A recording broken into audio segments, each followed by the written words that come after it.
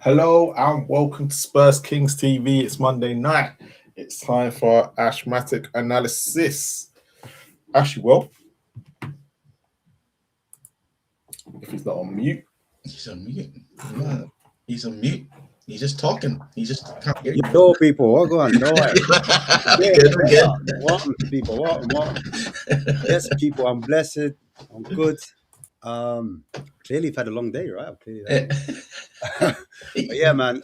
Big up you, man. Big up the chat from early, as always. Make sure you're hitting those likes, those shares, those subscribes buttons. Make sure there are no bots. We want real people inside, man. So if you're real, hit those thumbs up, man. That's what I'm gonna say. But yeah, how are you guys, man? Yeah, I'm good. Good. Yeah. Good. Just like to say, I called the World Cup. I called it. Yeah, we can talk. We can talk because like Danny D's on his way, isn't it? So or Danny K's on his way. Respectfully, if you know the news that's what's going on right now, the World Cup's done. Yeah, the World Cup is done. I'm telling you. News is breaking. It's back to Spurs. Yeah, going down to Spain and all that. What's it called? People talking about Rodri versus Busquets, who's the best ever. Whatever, innit? Messi didn't get his Ballon d'Or, blah blah blah. But yeah, look. 3 Spurs players now won the World Cup in the last 3 consecutive World Cups, so that's one good thing. Us and Manchester City. It's bizarre, isn't it? Before people say Spurs are the only club, no, it's us and Manchester City that have done it. It's the first time it's happened. But it is all for Spurs to have like 3 World Cup players: Lloris, Romero, Navarro. So it's so funny. Someone actually, I saw someone tweet it out, and I did laugh when I saw it. They went, Tottenham do sign good players, but to win the trophy, all they have to do is take off the Tottenham shirt and they win something. And I did slightly sting and go, okay, that's not bad. Apart from the Europa League we won, Spurs won last year, but sure. Yeah. that doesn't count apparently. Yeah, apparently not. Well, it mustn't count for Aston Villa. They're getting like that Europa League is like a curse. Morgan Rogers, Tillmans, Luis Dion has meant to be going as well, and nobody wants to go. Yeah, it's gonna be a very interesting season. But now it starts, like Ash was saying. This is when it starts. World Cup's done. Players coming back. Who's gonna be sold? Who's coming in? So yeah, that's the thing. Who is gonna be sold? I think it's more about who's going out the door.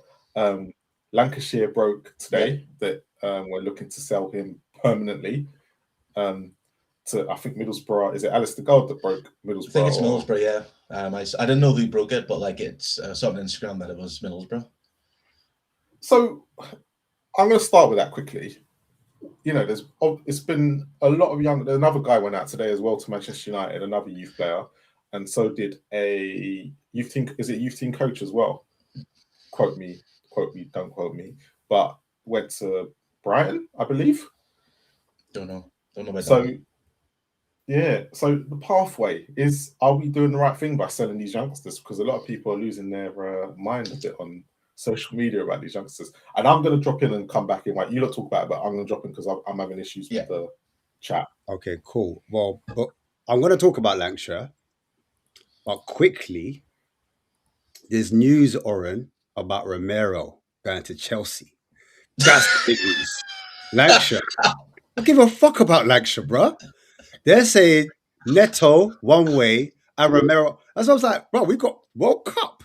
Neto to Spurs, Romero to Chelsea. Spurs fans are losing their mind. Let's talk about Lancashire quick. Let's talk about Lancashire. Sorry, yeah, Lancashire. Yeah, I know it's annoying, right? Because of the pathway. The pathway is mad because I just think we did it the wrong way around personally. But we finished 17th twice, and Roberto De Zerbi's come in, and he needs to kind of fix things now, and that kind of blocks up the pathway for the youngsters, in my opinion. I think if we were in a better place, like we were maybe a few seasons ago, then you'd have the opportunities. You've seen like Tiernan Thompson. He's gone to Manchester United, of course, That's for the guy. 8 million. Can't remember his name. 4 million, obviously, that we're getting straight, and then 4 million on add-ons.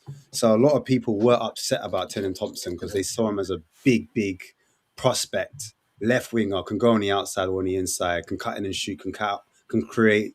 I saw it obviously last season, him and Vuskovic, and I think it was one of the games that we had at our stadium. Not our stadium. It was, where was it? I think it was against Wickham. And all the academy boys were there. It was a game where we played 2 games in one day. And all the academy boys were willing him to take a player on. They're like, go on. Do him. And ever since then, I've heard like a lot of hype around his name. But now he's at Manchester United. Obviously, there's a pathway there. They finished 3rd. And so maybe they're saying, look, we can guarantee you minutes. And apparently that was in the actual contract as well, that he's going to have minutes going into the season. So that's the reason why he signed there.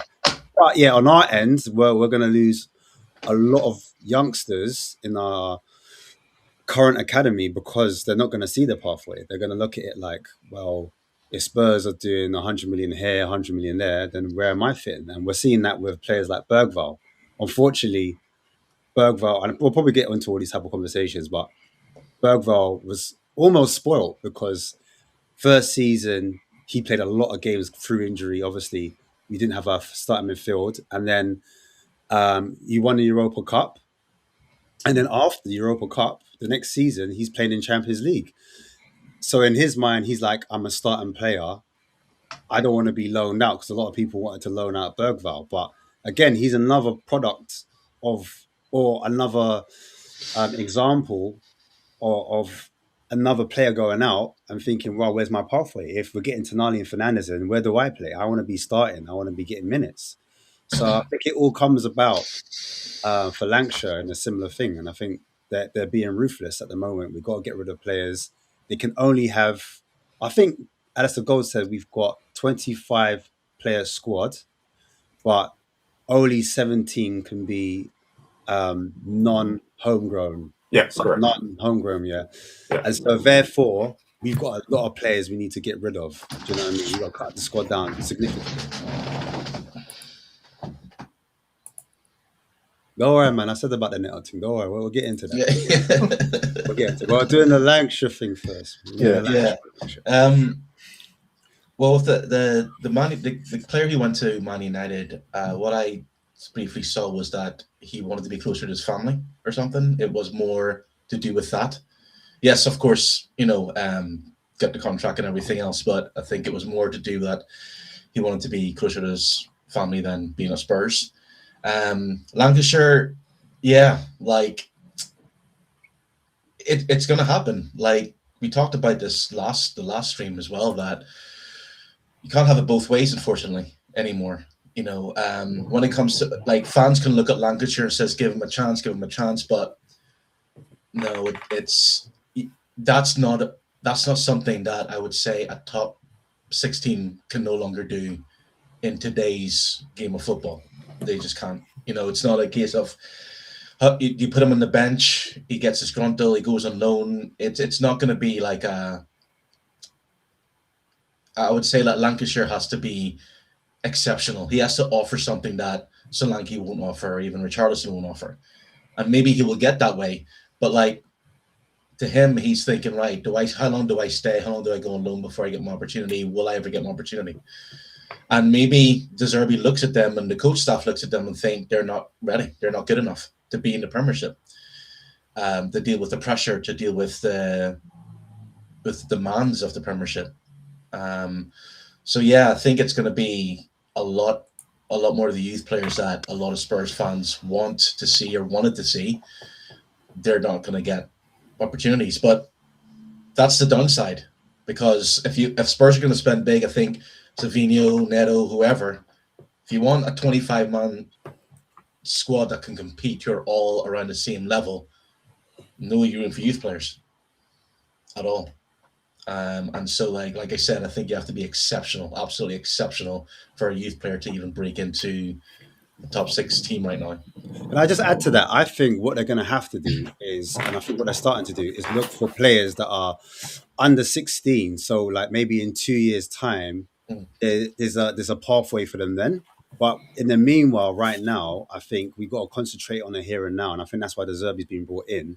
So then when we do get to that level, you start blooding in some of those academy players and then they get their chance. But right now, I think focusing on the academy, there's not going to be too many players that are going to get their chance. Like you said, they have to be exceptional, which is, I understand the frustrations. Do you know what I mean? And the question is really, who's looking after that? And apparently, I heard Chris Ramsey has been brought back into the academy talent search. So he's going to be looking at any new young players coming in, and he's going to have a word on that. But there's a debate now because obviously Johan Langer, we don't know what the situation is with him, and he was in charge of the young players of last season. So I don't know if he's been completely cut out or if he's going to have some type of input of the young players coming in or the academy players coming in. But remember, before it was Paratici doing the seniors. Now we've got Rafi Mawson. He's the main guy apparently, and he's the one that's getting in between him and Vinay. They're the ones that are looking at recruitment, driving this project through for obviously Robert De Zerbi. I know Robert De Zerbi's got most of the power, but yeah, it'd be interesting to see the narrative if we get players in, like I said before, people might not fancy or they do fancy, who the credit will go to. Will it go to Robert De Zerbi? Will it go to Rafi Mawson? Are we still looking at that sporting director kind of model? Like, I wonder which direction we're going to pivot to as fans as well. Yeah. I think it's going back to the youth thing. I was thinking there as you're talking, like, who really, since Harry Kane, has actually been a top player that's came through the youth system for Spurs? I mean, Harry Winks was meant to be the next big thing. He didn't happen. Skip was meant to be the next big thing. He didn't happen. So again, it's not like these young players are coming through. But like I said, I think this is not just a Spurs thing. This is a football thing in general. There's a very rare players coming through. It's another Daniel Levy flaw, isn't it? Because he said we had to move to this new training ground to produce all these youngsters. We haven't for pathway into the first team. What's ended up happening, which you then go, all right, you have to give them credit for. At least we're selling these youngsters now. We're getting decent fees for these youngsters. And if you look at all the players that Johan Langer signed, actually, to be fair to him, when we're selling them, we are getting fees for them, but they're not leaving for nothing. Vuskovic, 50 million, who hasn't kicked a ball for Spurs. Bergvall at the moment, rumoured to be 50 million, and Newcastle and Forest are fighting out for him.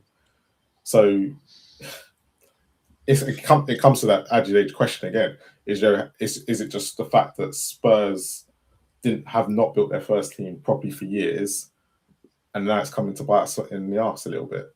Quick thing.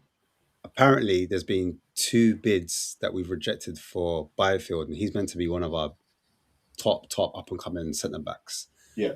It's been highly talked about within our academy, and it's around the club. But even in the footballing world, they're actually respecting him. But 2 clubs apparently have come in, and we've rejected 2 bids. So I'm starting to think now, are we becoming a hunting ground for other clubs to feed off our young players? And then that makes me think as well, if we're going in this direction where we're looking to buy ready, proven players that are ready now, oven ready, whatever you want to call it, is there a case where, I don't know, in a season's time or 2 seasons time, it's got to be a season's time, really, Mikey Moore, do we think we keep Mikey Moore, or do you reckon Mikey Moore gets sold? It's actually funny. I was actually thinking about this.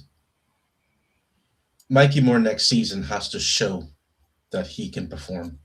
Like, he has to be, as I said, close to very, very good. Unless, if he doesn't, I think Spurs will look to offload him. As soon as a club comes in and they say, right, we'll give you 50 million for him. Because, again, it used to be Spurs who were buying for the potential.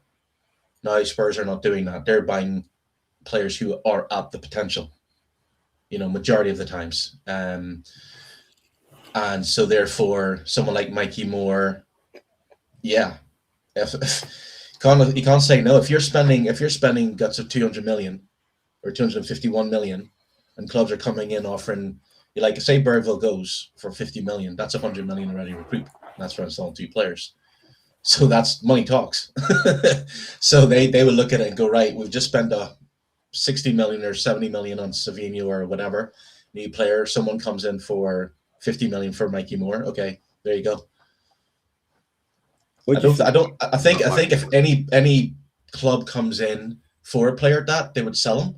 It just so happens that clubs will more likely go for the young youth players that they can develop and then sell for more later on. I think Mikey Moore has basically got to have the loan of his life next year. He's got to, because we're looking at wingers now. So they're not looking at Mikey Moore to be the successor, because we wouldn't be looking at wingers that are going to be on 2 or 3 year contracts. You've already got Kudus, you've already got Kulusevski when he comes back. If he's going to play a winger, that's the other question. And then where everyone's moaning and we need another one anyway. Tell's still there, we don't know if we're getting rid of Tell yet. So I think they don't want to. Out of all of them, he's the one they've got more faith in. But he's had a good spell at Rangers. Don't get me wrong, he had a great spell at Rangers. I would prefer Mikey Moore, now to go to a Premier League side, someone like an Ipswich or a Hull, where he can go and get his first team minutes to see what he's going to be like in the Premier League. Mm-hmm. And because he's good enough, don't get me wrong, he's good enough, but it's got to come with that consistency and playing in the Premier League every week. And then Tottenham can make a decision to be like, you know what, he can come and actually, in the next 2-3 years, we can see a future in this kid, and he's going to be something special. Because I think I said it last week, him and Nwaneri for Arsenal, they're meant to be the 2 future players.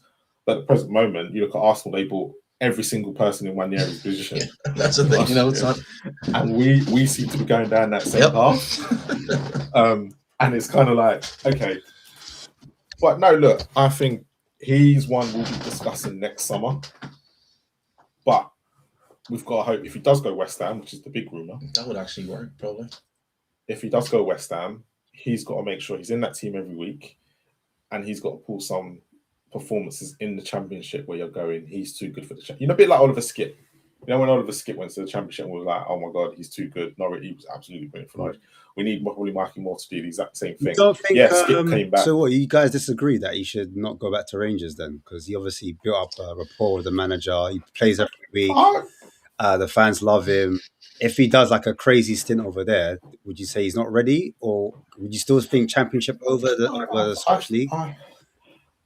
It depends. To be honest, it was Scottish League. If he goes back to Scottish League and does it up, I'd be more than happy for him to go there too. It doesn't matter which one, if I'm being honest. Rangers will be in Europe, which is another thing that would help him out when he comes back to us, because that's where we're hoping to be. He scored in Europe, to be fair, already for us. He's got his GNA, most of it from Europe, didn't it? Yeah, but it's doing that on a consistent basis, isn't it? That's when it, like, remember what Harry Kane did when Harry Kane came into that European squad, and it bang, bang, bang, and it came to a point where Adebayor and Soldado just wasn't scoring at all, and Poch went, here you go, because Harry Kane was, and we just need another one like that. But I'm sure, look, Mikey Moore, look, he's only just turned 18. Yeah, something like that. Yeah, he's got time on his hands. He doesn't. Even if he doesn't have happen for him next season, I think he's got to look at where the other players are and just be like, as long as I'm on the right pathway and I'm getting exactly where I need to be and I'm developing each season, he'll be fine. But I would actually take him going back to Rangers. Yeah, I'd probably take him going back to Rangers more than going to West Ham. But either one, I think he'll get the development he needs.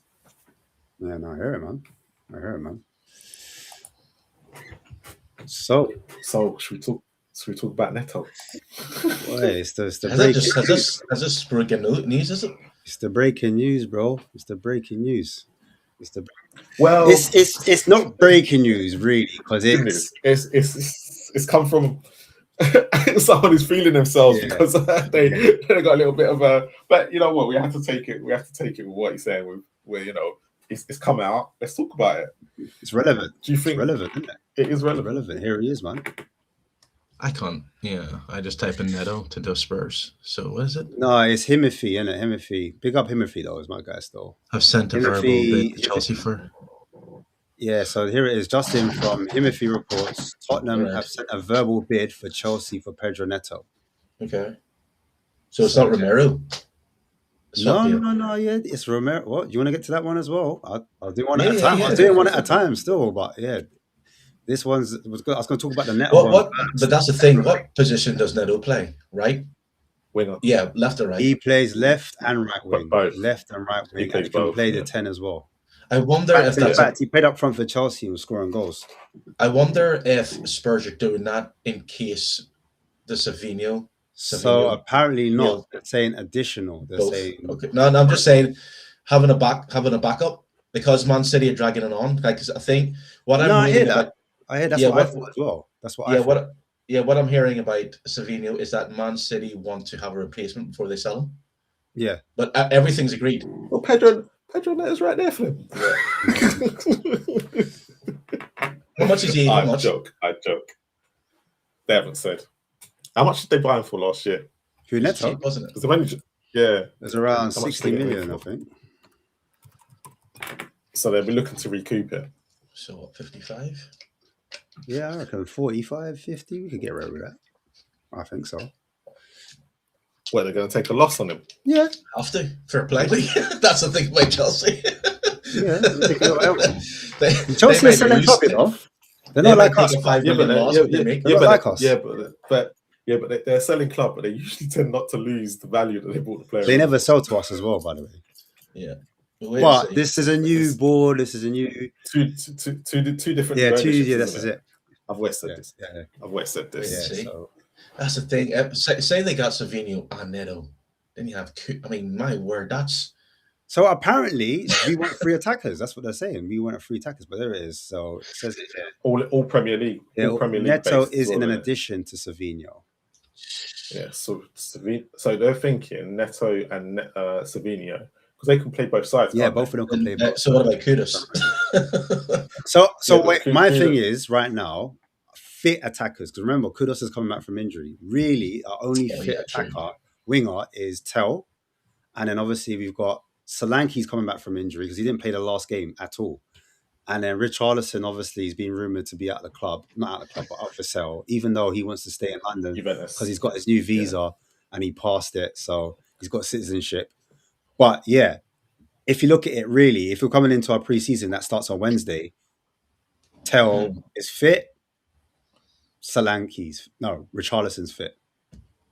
The other two are coming back from fitness. They're coming back. Yeah, but Solanke should be fit for Wednesday. Yeah, but I mean, if you're looking at versatile wide players, then we've got a problem on our wings if we're going to play a 4-2-3-1, which De Zerbi plays. Well, we should see more on Wednesday. Yeah, we should see Mikey more on Wednesday. Yeah, I mean that's a good thing. Is though, like I get what you're saying, Ash. It's just like those players are going to return though.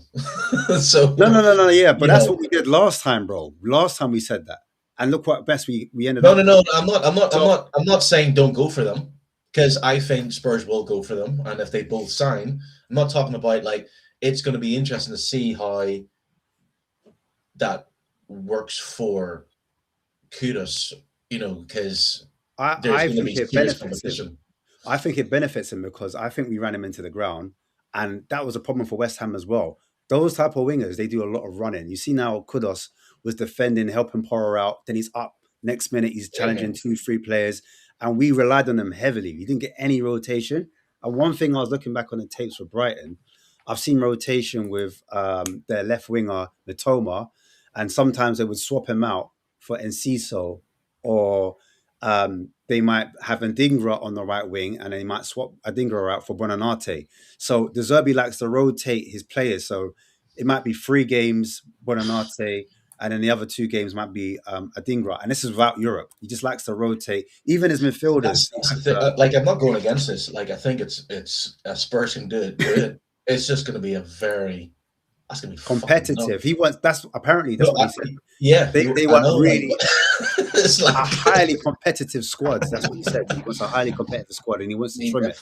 And I think a lot of the bulk of our team is in the midfield and in the defense. That's where the bulk of our players. No, I get that. Yeah. We don't have wingers fit and available. We don't have a lot of that. No, I get that. No, I'm not going against the transfers. So what I was trying to say is like, it's going to be if Spurs manage to land those 2, because that's it now.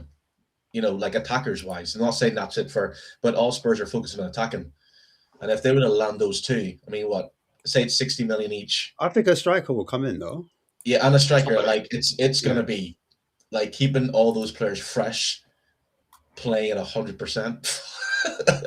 Like we'll probably see a Spurs we'll never seen before if it all goes well. Yeah. It's a big if. It's a big if.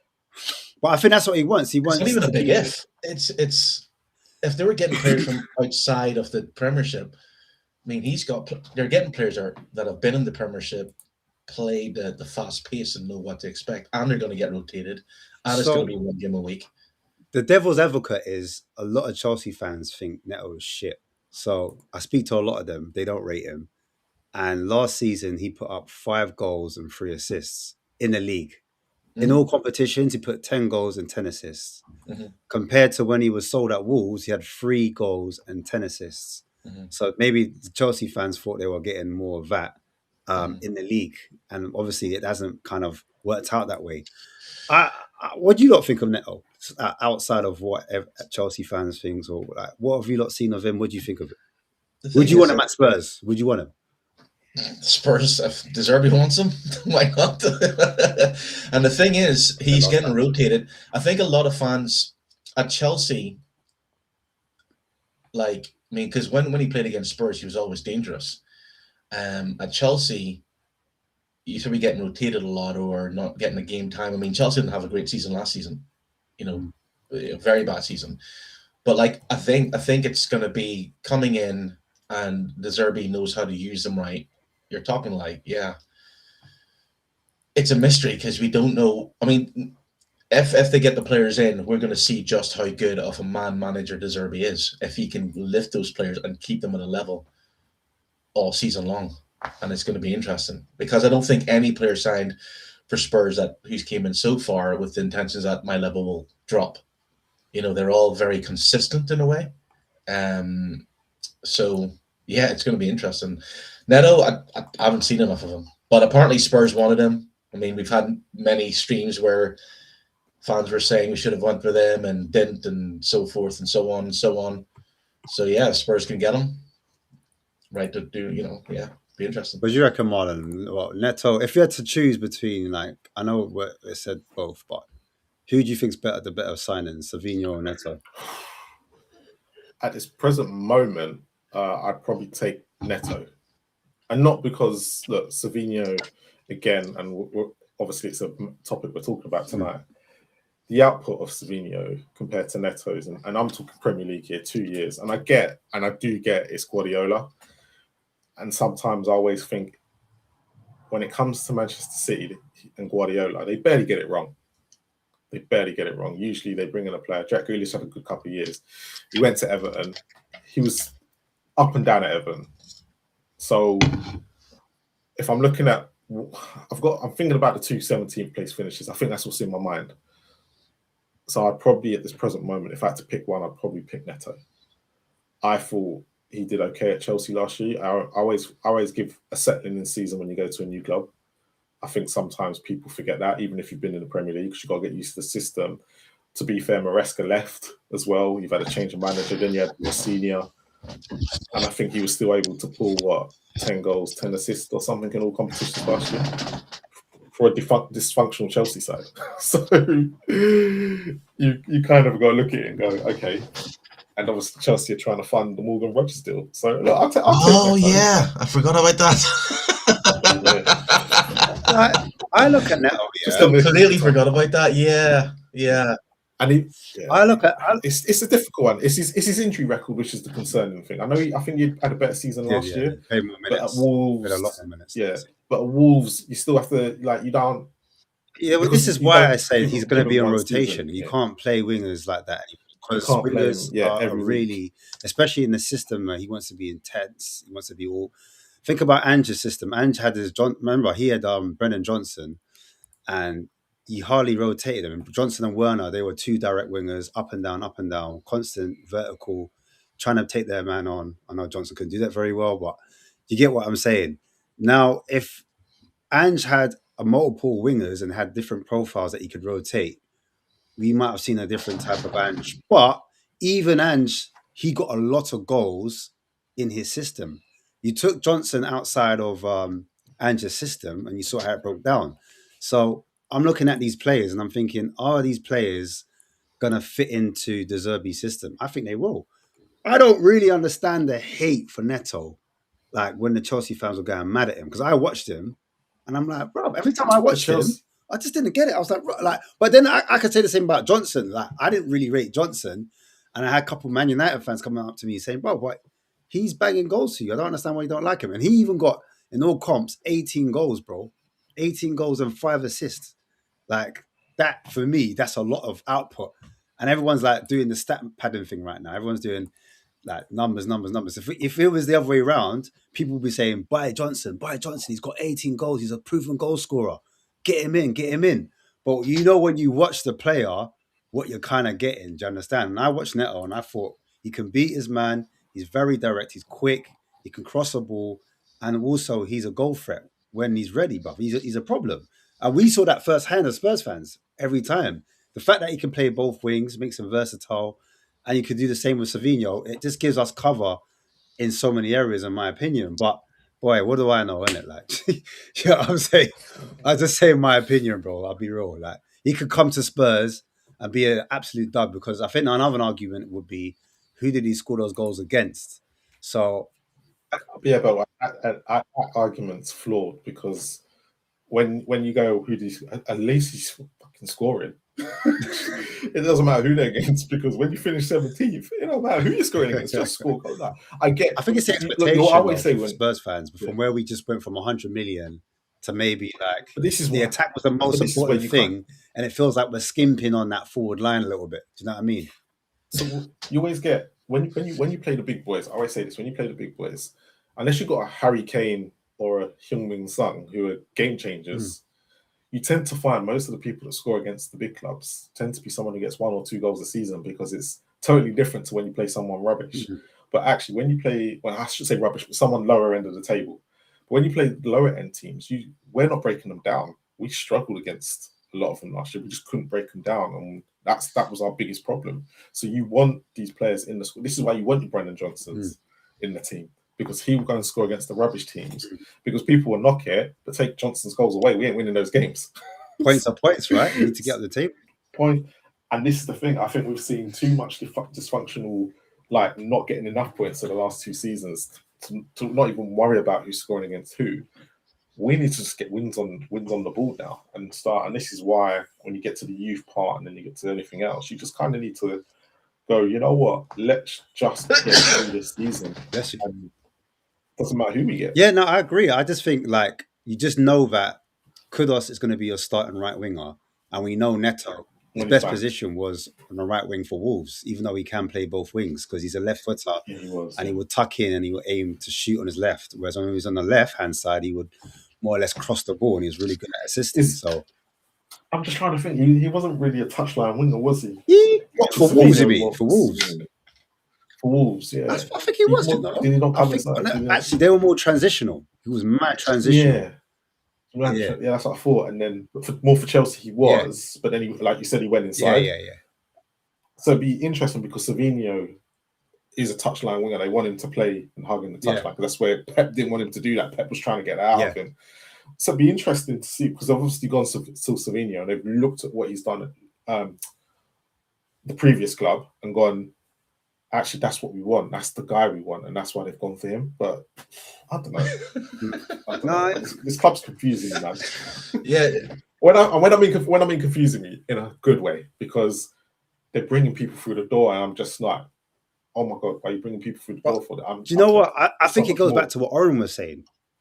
They're actually buying the profile for what the manager wants, but then people will say, "Oh, but we wanted Neto when Ange was there." Do you understand? And so we're going like it's another club signing. It's not a De Zerbi signing. They're trying to. But is it? But the thing, the thing is though, and this is where you kind of have to go with it. They obviously when the club are signing players, they have to have the manager on board as well. Yeah. And what you tend to find is if you're decent enough, when you sack one manager, when you go to the next manager, he will generally want those players too because he should be wanting the same kind of profiles that he wanted. I would say so. Someone like Savio and say Neto, for talking purposes, if the previous manager wanted them, it just means, and that's with Ange, say Ange for a second. It then means that the next manager is fulfilling those attributes and everything that they've done behind the data to want those players too. They're obviously going to offer it to them, and if De Zerbi's going, you know what? Yeah. It means that they're on the same page, and that's exactly where we need to be. And sometimes when you say it's a club signing or not, it's just dependent on what manager says yes or no. Because Van Heck, we definitely know is not a club signing. That's going to be De Zerbi all the way. When Senesi and Robertson, I bet you any money when Robertson and Senesi were offered when De Zerbi came in, he would have had to have gone and look at them and gone, I want those two. Yeah. Otherwise, they wouldn't be coming through the door. The profile, the thing is, like, just thinking there while you guys were talking, Neto and Savio, like, what wingers need is make runs in behind and having passers over the top. Spurs have pretty much got that hook, line, and sinker with Tonali, Fernandez. Then they have Van Heck. They've got that hook line. And I think the question was, it's really interesting because that's what Ange kind of wanted as well. He wanted wingers who can just cross the ball. That's why when Solanke was bought, a lot of people said he would fit that system because he was, he came from Bournemouth, but he was all getting tap-ins and being more in the center of the box. But then injuries happened and didn't have that. And unfortunately, Solanke didn't start the season, with Kudus. And I think when he did come back, Kudus was injured. So now you have two wingers, passers who can provide them the ball, and they can just. So I think it's almost kind of like Savio and Neto. They might be players who are told, right, keep it simple, keep it basic, use your pace, head up, cross. Because that's what De Zerbi likes. He won't like to complicate things. He won't like to say, right, I want you to beat 3 or 4 men. I think with Savio, he's not going to take that away from him. But like you said about rotation and about pass and move, and like I've said, and I'll probably keep saying it until the transfer window's over, I truly believe that Spurs are building a team for this season and next season. So by the time next season comes, every player in that squad will know how to rotate. You see this comment, We can't focus right now on what our rivals are doing. Do you understand? Because right now, where we finished 2 seasons in a row, our rivals are Brighton. If we're talking about Brighton, if we're talking about Nottingham Forest being our rivals, I say fair enough. But I hear what man's saying, that Chelsea, you could say, would be closer to us. But we're so low, I think we just need to focus. And I think where we spent so much money, we're still kind of drunk and high, innit? At the same time. I'll be real, we're kind of like out the bar, kind of stumbling over, and we're like, bro, we're going to finish we're finishing top 3, we're winning. Some people say we're winning the league, rare. And then when they hear, we're getting the Netos, it's like, oh, do you know what I mean? It's that kind of deflation. And the thing is, go on. Yeah, the thing is, though, rivals are signing superstar players. Who? Morgan Rogers, basically, because they're getting. He's Morgan like Rogers. one person. He's not a superstar to me, by the way. Morgan Rogers is not a superstar to me. 113 million. He's not worth that. Not at all. He's a very good player.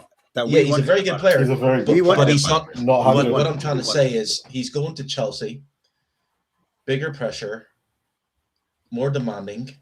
And I'm not, we're talking about superstar here. I don't think Morgan Rogers is a superstar. He has the potential to become, but he's not.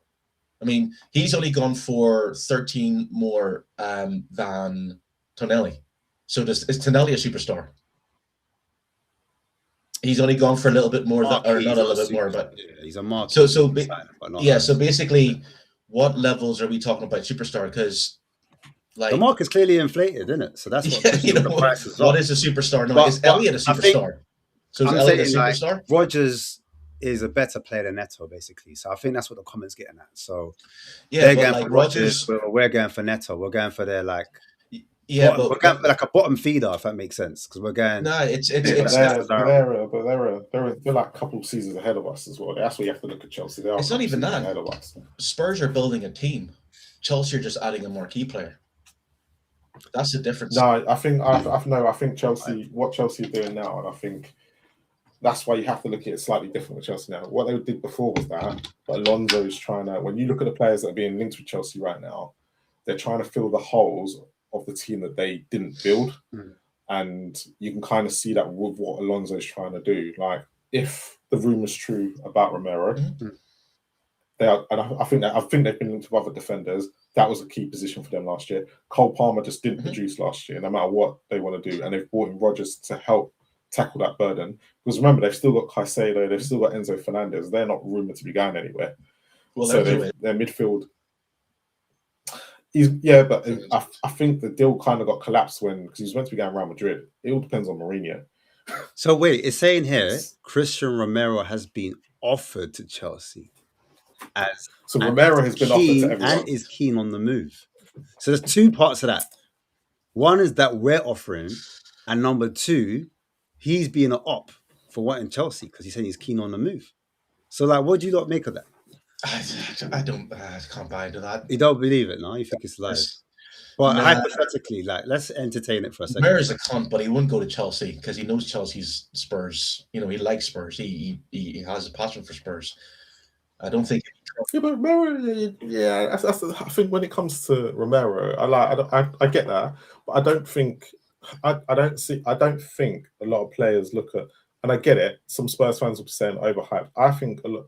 But when it comes to Spurs Chelsea, yes, we've had players and managers and whatnot from Chelsea. I don't think they're going to look at it like that. And because of how many fans want Romero out right now, I don't think he probably would go Chelsea if it came down to it and Alonso offered him a place to be wanted and loved, and he's got Enzo Fernandez there as well. Just say they don't sell him, another Argentinian, because that's what the Argentinian boys and the South American boys, they do love. They are a clique. Like even the ones that were here, remember when we had Lascelles? So you'd be okay with Romero to Chelsea?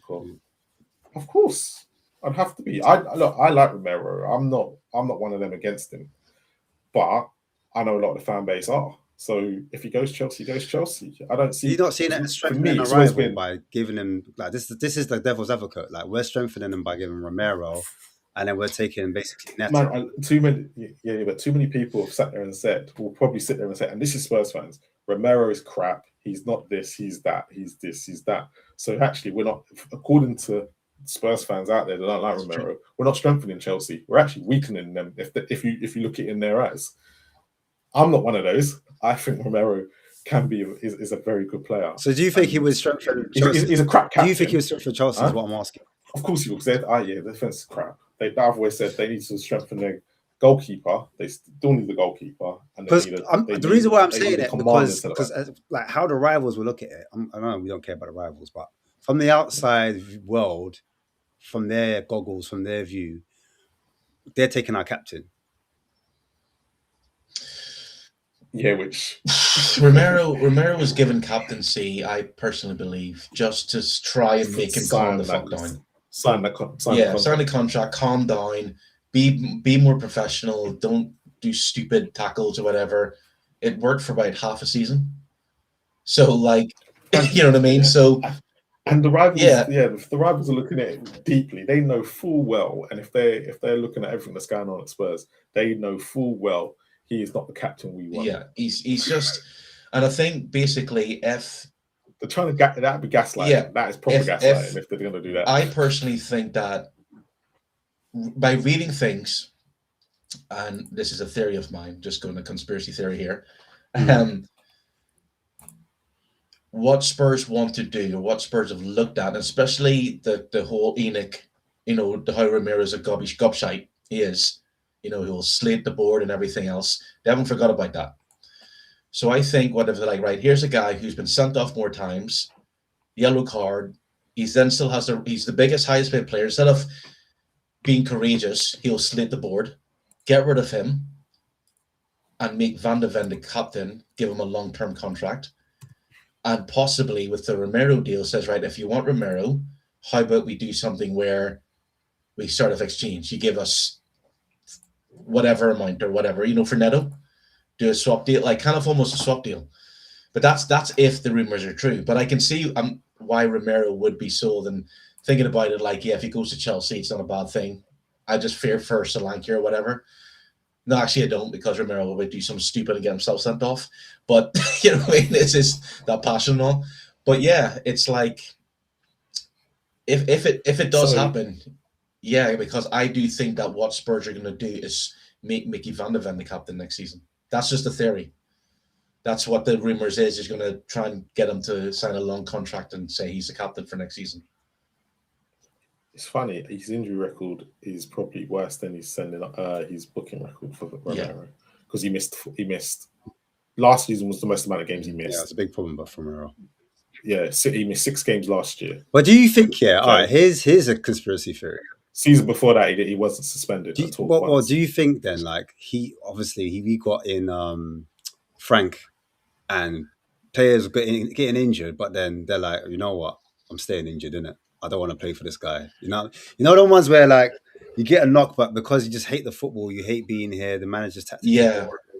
You just. Do you know who I thought did that? That's quite funny. You said that. I joke, but you know who I thought did that first? Kudos. You know what? Secretly, I don't think you're wrong. I kind of thought that as well. Even before, if he comes back before this season, like because apparently his room he's back on grass. Yeah, he is. Yeah, and he ends up playing 10 times. That is what's going through my mind. What he did, and he saw Tudor and went, "Sod this." Yeah. I think a lot of players last season who were injured, not the big ones, of course, but the likes of Kudus and all, just like, can't be bothered with this. And I said it like it got too cold for him. Wintertime came. It was like, but I think Romero did. Yeah, wintertime came. Usually he's going to the African Cup nations. He's in the basking in the heat, and it's like the World Cup came along. I don't think Kudus would have missed the World Cup if there wasn't a serious injury. That's the only thing I'd say. The World Cup's a big thing for Ghana. They're not in every World Cup like that. But sure, he tried to get him, didn't he?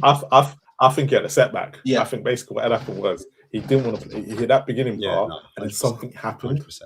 Something happened which made him miss. And obviously that's what the thing. And then he was like, yeah, he jinxed himself. No, look, I joke. No, it makes sense. But... Like it's like that boss. We gotta, like, I like to put it. If you're working for a boss who's a complete dickhead, you're gonna be sick every time you can. You know what I mean? You're gonna call it sick. You're not gonna. You're gonna have sniffles and stuff. So yeah, like I think it's not just the whole Tudor thing. I think it was a whole way of how the club was at. It's very, we all know, very pressurized, toxic. It's like, fuck that. I'm not gonna. You know what I mean? Because I think he was training, but then he had a setback. Because he was meant to be back after the international break. Yeah, and I think it could have been, right, I'll fake this injury, fuck around for a bit, and then he really injured himself. And he's like, for fuck's sake. Yeah, and that's what killed him. Yeah. Because he was meant to come back, wasn't he, when De Zerbi second or first game, he was meant to be back for them. And then he had the setback. That was a setback. Maybe the setback was the actual injury. Ash, you're onto something. It's easy. The way, I think it was No, I didn't think. I know. Poch talked about Harry Winks. He told the story about Harry Winks. He said Harry Winks started off brilliantly, and he was asked what happened with Harry Winks. Like he slowly faded. And he said Harry Winks got an ankle injury, and ever since then he's stopped before. And he's like, I'm injured. And he said, and he was asked like, do players can't sometimes fake injuries? Like, I wouldn't say fake, but we don't know a player's body. So it's easy for a player to say, oh, boss, my knee really hurts or my calf really hurts. But we don't know. So we have to take precaution. Some players don't want to play. Yeah, you can't. Some players will play through it. Some players will play through it, yeah. Well, they always say that when it comes to a Premier League player, a player is never 100% fit. What certain players do in their mind, and I think Daniel Sturridge was the king of this. He would only ever play if he was 100% fit. He would never play if he was 90 or 95% fit. And I think that's always what the biggest problem is, because like you said, your body. Most Premier League players never play 100% fit. It's very rare. Yeah, because I think another thing that what these players should do, because there's speaking of some because we're talking about injuries and stuff, and I was talking about like how I think Alistair Gold posted they got a fitness person in or someone like that. So like basically what these players have to do, because if you look at Mickey van de Ven said that he got his own nutritionist and his own personal trainer in. And that's what you saw. Like he went the whole season without any injuries and played in the World Cup. And to be fair, though, that had something to do with some of the football we're playing as well. Again, it's that way, but it's still having to, because if your body's tense, there's more chance of you pulling something. If your body's tense, so I think it was just his different ones. Pedro Porro was the same. Like I know he had a couple of niggles, but yeah, it's players like Destiny Udogie should be the person concentrating on getting a personal trainer in, getting nutrition in, understanding how to run, what way to change, what exercises to do, what to build, do different knee exercises to make sure no ACL tears. So yeah, it's going to be. I think Destiny's done. If I'm being honest, I think he's just one of them that will never be able to cope with the Premier League. He's good enough. Wow. His body can't cope. Wow. True. It could be true. Yeah, he does break down after like 3 games. Because if that was true, I would expect a new left back to come in. And I expect the doggy to be gone, being up for sale. But here's the thing. I reckon this is the reason. So Robertson obviously came in for a reason because leadership. Of the doggy's injuries. Leadership. Right. Yeah, but he'll play. He'll end up playing. What, starting ahead of the doggy? Mate, at some point, yeah. No, because your doggy's going to get injured. That's the point. That's the point. Yeah. Your doggy's going to get injured at some point. He's not going to last. Give it a few weeks into that Premier League season. But do you think the club believe that? What you're saying, like he's going to get? Because if that's the case, they should be selling him now while the stocks are high before he gets injured. So I think there's a possibility, because why I'm also saying that is because this whole Spence and Nico Williams thing. Yeah. And I think that what they will do. Nico Williams is right-footed. Yeah, but he's played mostly left back. I know he does, but he can play both. Yeah, but he's mostly going to come into play if he's going to be more comfortable. They've obviously scouted. By the way, though, see Forest, they're not going to sell any of their players. They're looking to put them on new contracts. Well, yeah, carry on. But Pedro Porro has mostly plays. The whole point of the reason they want cover for Pedro Porro so they can take him out a few games, but the cover that they really want, and that's the reason why, and that's why it becomes more dependent if Spence does want to play left back. Is they're looking at left backs. We're going to have more at left back than we are full back because Pedro Porro mostly plays. Spence came out and said he sees his best position at left back, and he certainly put up his merit for it, playing at left back for England. You know what I mean? Like, so it could. I think De Zerbi mentioned Spence, and he was asking about the players that have impressed him the most. I think Spence came in and says, "I'm injured, but I want to play," and he really valued that. So I knew the rumors going back and forth, but yeah, you're right about Destiny. I just think all around, I know it maybe offers a little bit of unbalance. I get it. But I just think that Spence is a better left back than Destiny Udogie. Wait, before we get there, all right, cool. Like, you can stay with that point. For all the rumors I've seen, it's all been about Spence. So this Udogie thing is just throwing me, I can't lie. And I thought Robert De Zerbi had the connection because they're both Italian. I see them talking. Obviously, he needed them to be up for it, obviously, before, the season petered out. He needed him to fight, to stay in the league. I get all of that. But that was my understanding. And then all the rumours during the World Cup as well, even though he was in and out the squad, in and out the starting 11, was that he was linked to Everton. Everton were linked to him. And then after Everton, it was going to be Juventus and Inter Milan. I remember they offered Inter Milan Spence, and then Inter Milan asked about Spence, and then they were like, Spurs were like, oh, what about Romero as well? Like, are you interested in him as well? But obviously, Inter Milan ain't got bread like that. You know what I'm saying? They ain't got no paper. So they were like, oh, maybe just what? And then we started to offer him to Juventus as well. So those were the links I saw: Everton, Inter Milan, and Juventus. And those were the three links. I didn't hear anything about Udogie being linked away from Spurs. But no, he's not being linked. No.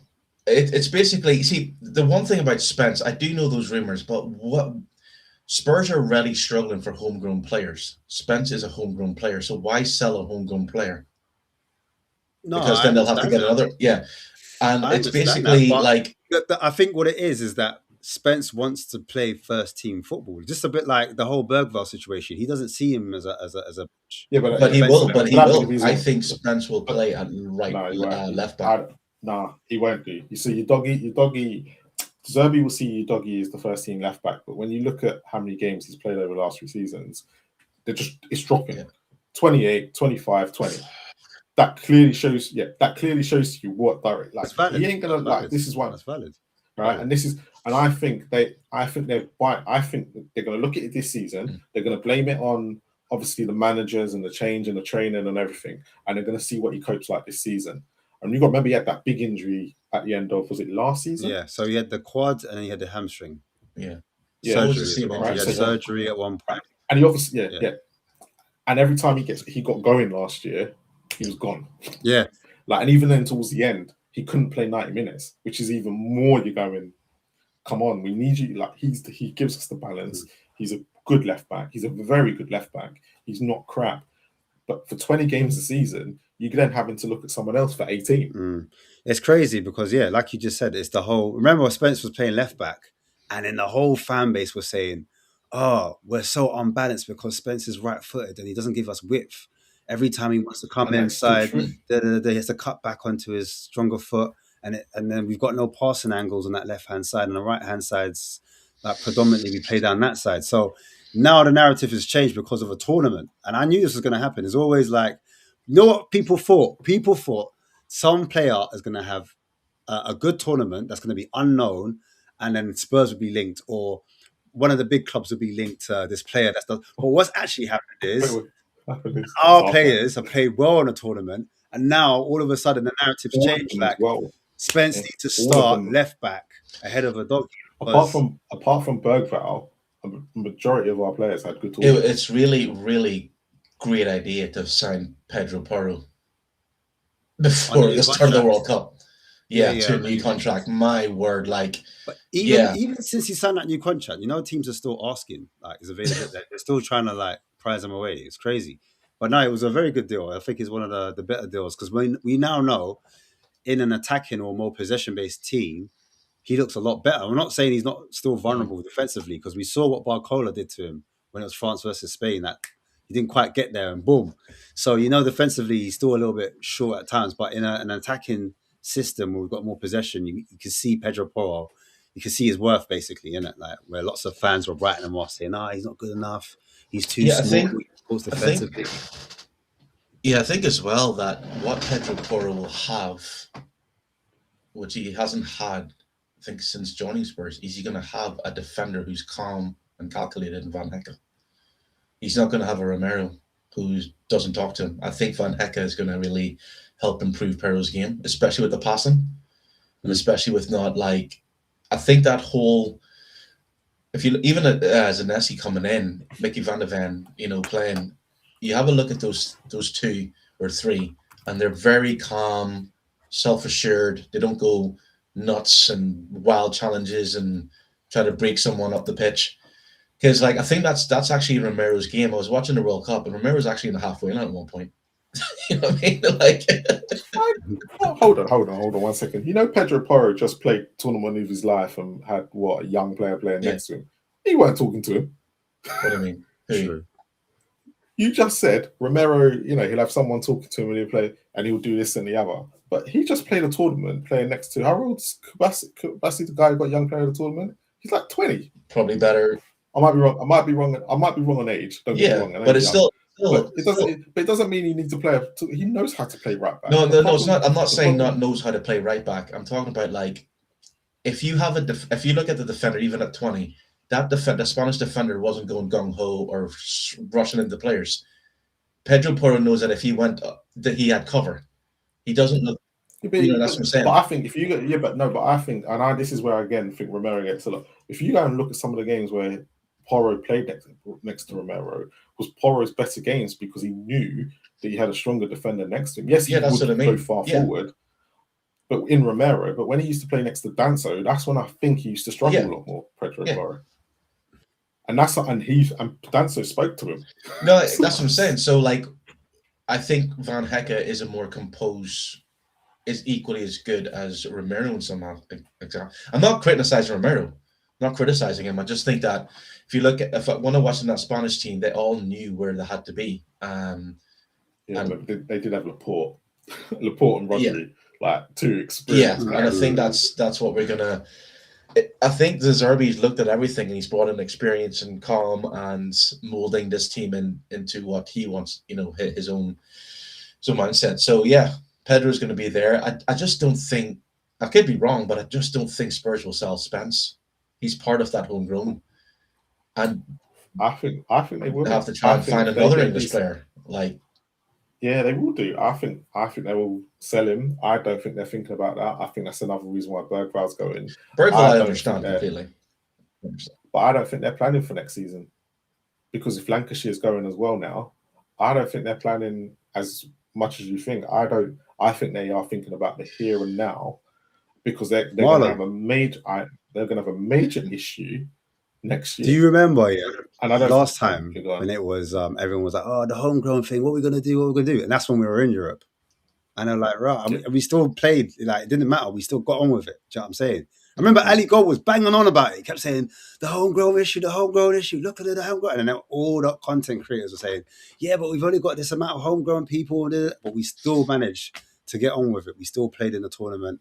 It was still like, we're still playing the tournament. You know what I mean? But I think we suffered from it this season because we could have done with a full 25-man squad because of how many injuries we ended up getting. Oh, for last season, you mean?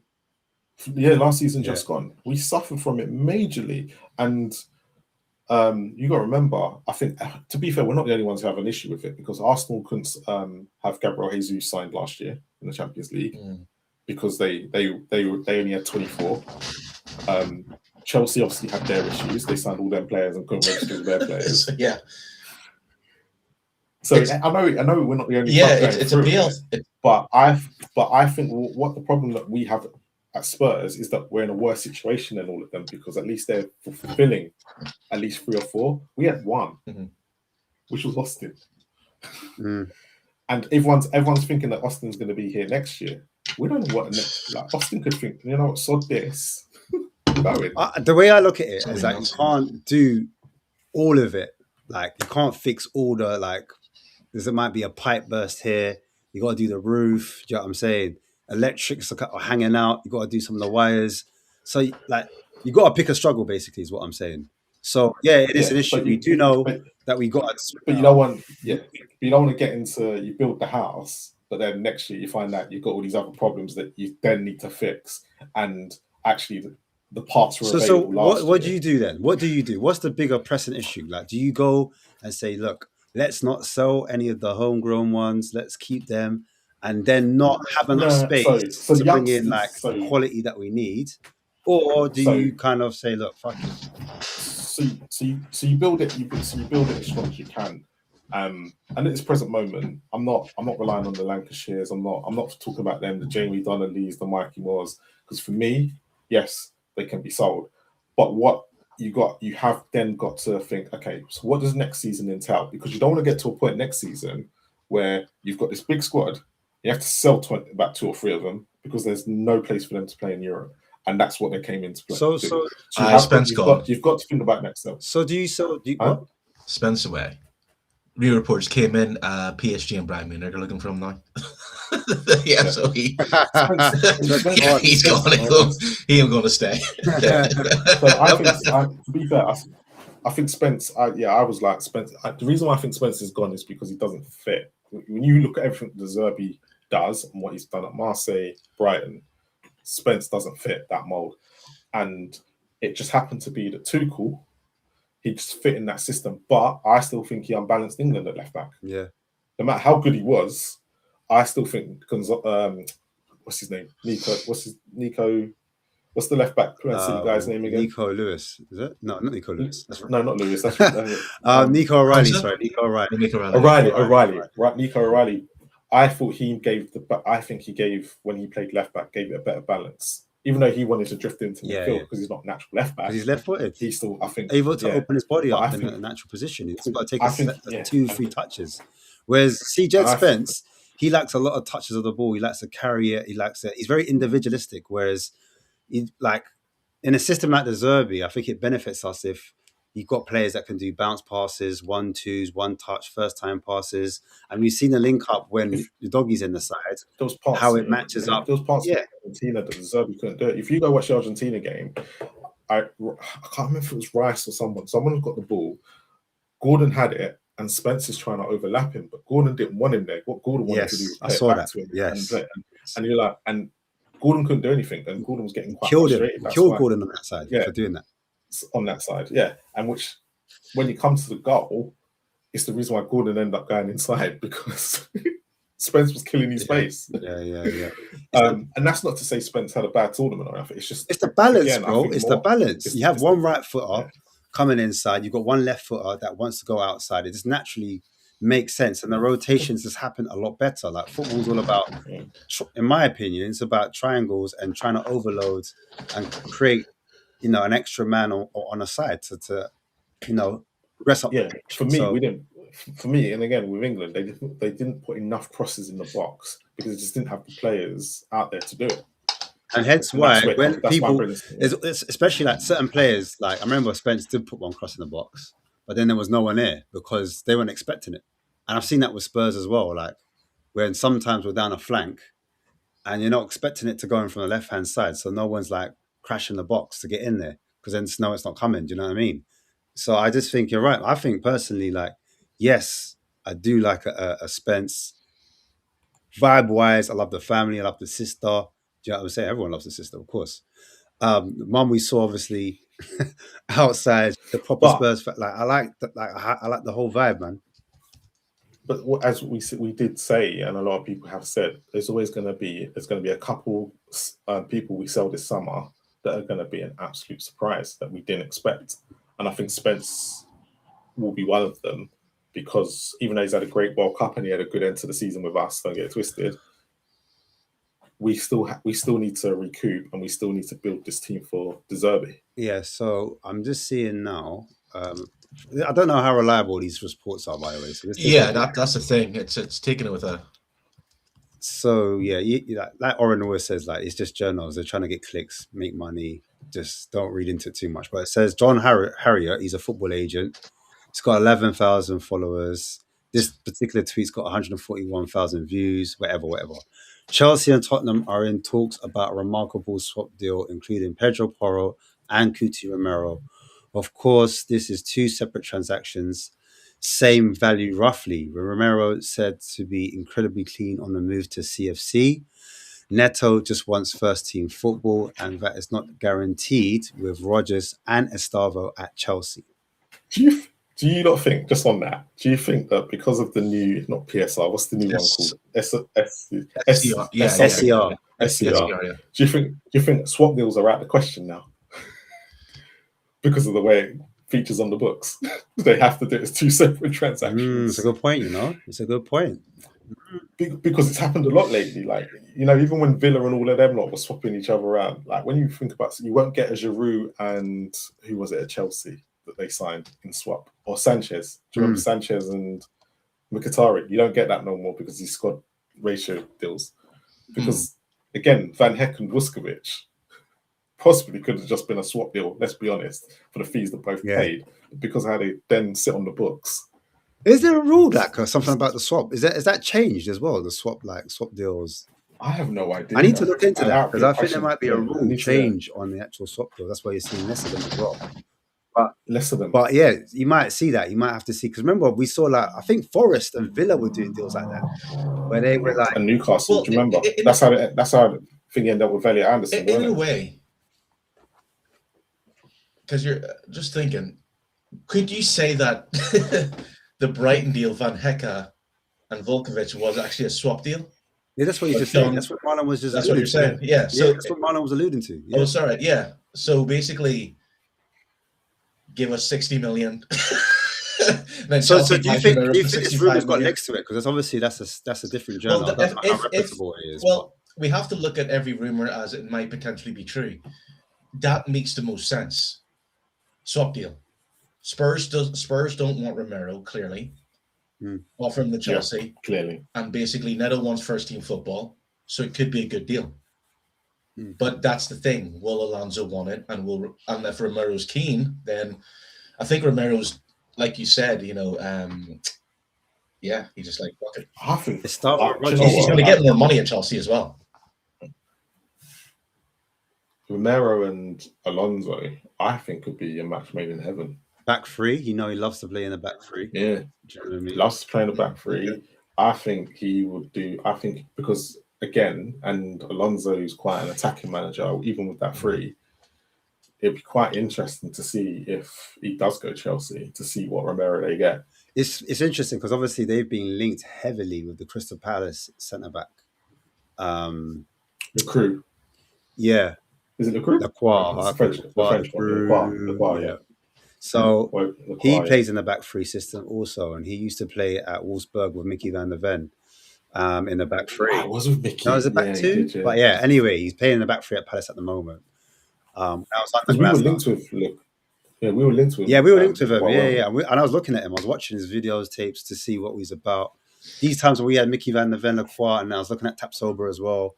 I still like Tapsoba as well, by the way. I know people are like, no, Mickey van der Ven was the better deal. I still think Tapsoba was a top centre-back, the way he steps into midfield. Anyway, it's interesting to see if they pivot away, because if Chelsea don't go for Lacroix and they go for Romero, that's a domino effect, because Arsenal might swoop in for Lacroix, because obviously they've got an injury to Saliba and he needs to have back surgery, apparently. I don't know if he's going to take it, but it's all like a domino effect to see Wagwan. But ideally, I would prefer Romero to move out of the Premier League, even if it meant a little bit less money.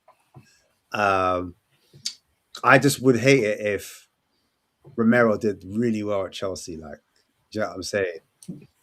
When you say you really hate it, in the back of your mind, do you think he would do well at Chelsea?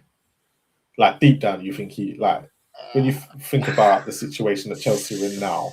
Chelsea, they're more of a stable, like, they've got less work to do than us. So, yes, I can see it. Their biggest problem was their manager situation. And the centre-backs. I think their centre-backs were weak. Yeah. I think the goalkeeper, they need to sort out their goalkeeper now. Yeah. I think if they sort out their goalkeeper, I think their centre-backs are not as weak as we think they are. Thing is, you have to look at the Romero, the player. He will get injured. He will make rash challenges. Will he though? Well, we don't know. You know what's funny? The reason why I asked that, sorry, 1 second. The reason why I asked that is because he's not going to be in a team fighting for 17. Yeah, but like if you think about it, Marlon, this was happening even when Spurs were fighting for 5th. So it's not like a case of. I get what you're saying. No, when he got riled up, when he did get riled up, like so his first season under Ranch, the first time he really got caught out was Chelsea game, and you could tell when he came out he was overhyped. Okay, the times before that he used to get sent off. If you go look at the game state and the situation he was in, like AC Milan when it was 0-0, he was frustrated that Conte, as you always said, we defended a 0-0 draw. Like we were trying to go for a win, and we basically went for a 0-0 draw in a game we had to win. You can see in those games. I get that.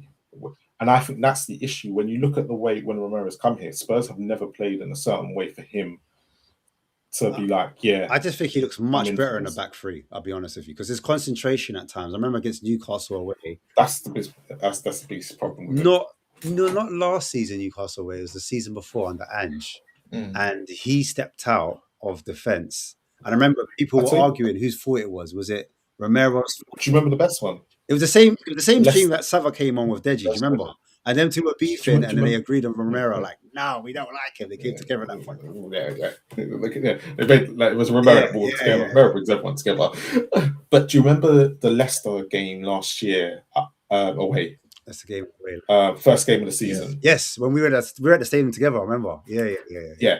And do you remember how well Romero played? Yeah. But who cost us the goal? It was Romero stepping out and got caught. Yeah.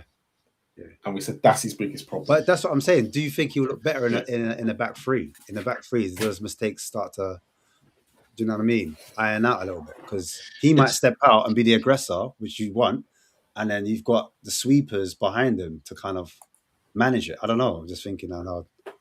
Well, if they get both, they get Lacroix and Romero, you are looking at a different proposition. Like the guy said, you are all right. It could be a sense of, if he's got someone behind him. Do you know what's funny though? All the top teams play with a back four, and then Chelsea would be the only team in that kind of meta that playing with a back three. It would be interesting to see how that all plays out. Works with Xabi Alonso. Chelsea, it's really weird because when I look at Chelsea, ever since Conte, I've always thought they could look better in the back three. I don't know why. They're just one club that suits it. I just don't. It's not their DNA or anything. It just, when they play it, they seem to do it better than anyone But they're known else. for strong defenses up until. But anyway, let's talk about Spurs back anyway, because obviously we were meant to talk about this. We were meant to talk about Savio. That was the big story. But I did say, guys, stories happen quick at Spurs, man. You can never predict. But Savio, do you not think?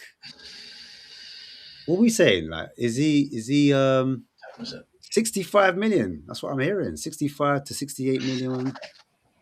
Is that worth it? For the output that he produced? You know, it's really bizarre because midfielders seem to be costing more than attackers right now. Apart from Morgan Rogers. What's Morgan Rogers' position? What do you say? Number 10, left wing, right wing? Do you know what's funny? He said that he was in an interview with Gary Lineker. He was like, I don't mind playing out wide. I played out wide for City. Because remember, he's come from a City academy. Okay. And he said he knew there was better players in the pockets. But he said he prefers to play in the central area. He prefers to play in the number 10. He thinks he can see the game better, create more, blah, blah, blah. So I think he sees himself as a number 10. And that's the reason why he went to sign for Xabi Alonso as opposed to Mikel Arteta.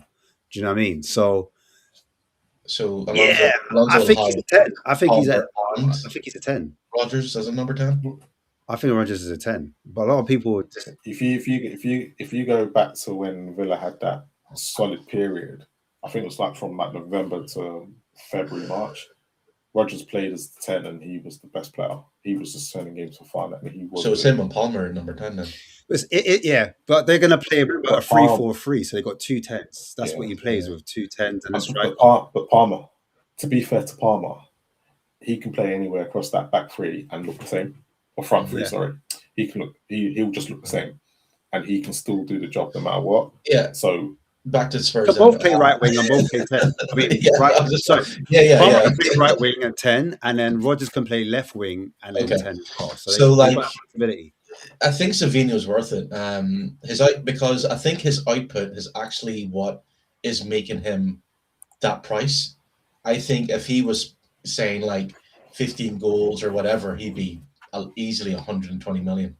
But because of his output, because of his injury, because of his lack of game time, I think that 65 million is valuable for him.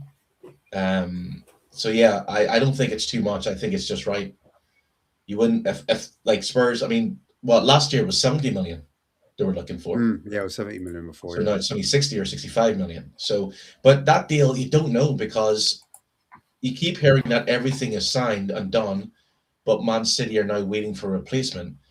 So that's what I thought. Maybe that's why Spurs are going for Neto as well. So if they get Neto, but then the Savio deal fall through, at least he has a winger, to start. I don't think this is a Spurs thing. I think this is a Man City thing. I was going to say, so that was my point. Do you think City is still holding feelings over Kane? Because the way we drew out the Kane situation, this one's kind of dragging over. Lots of people thinking, we're going to get a here we go on the weekend.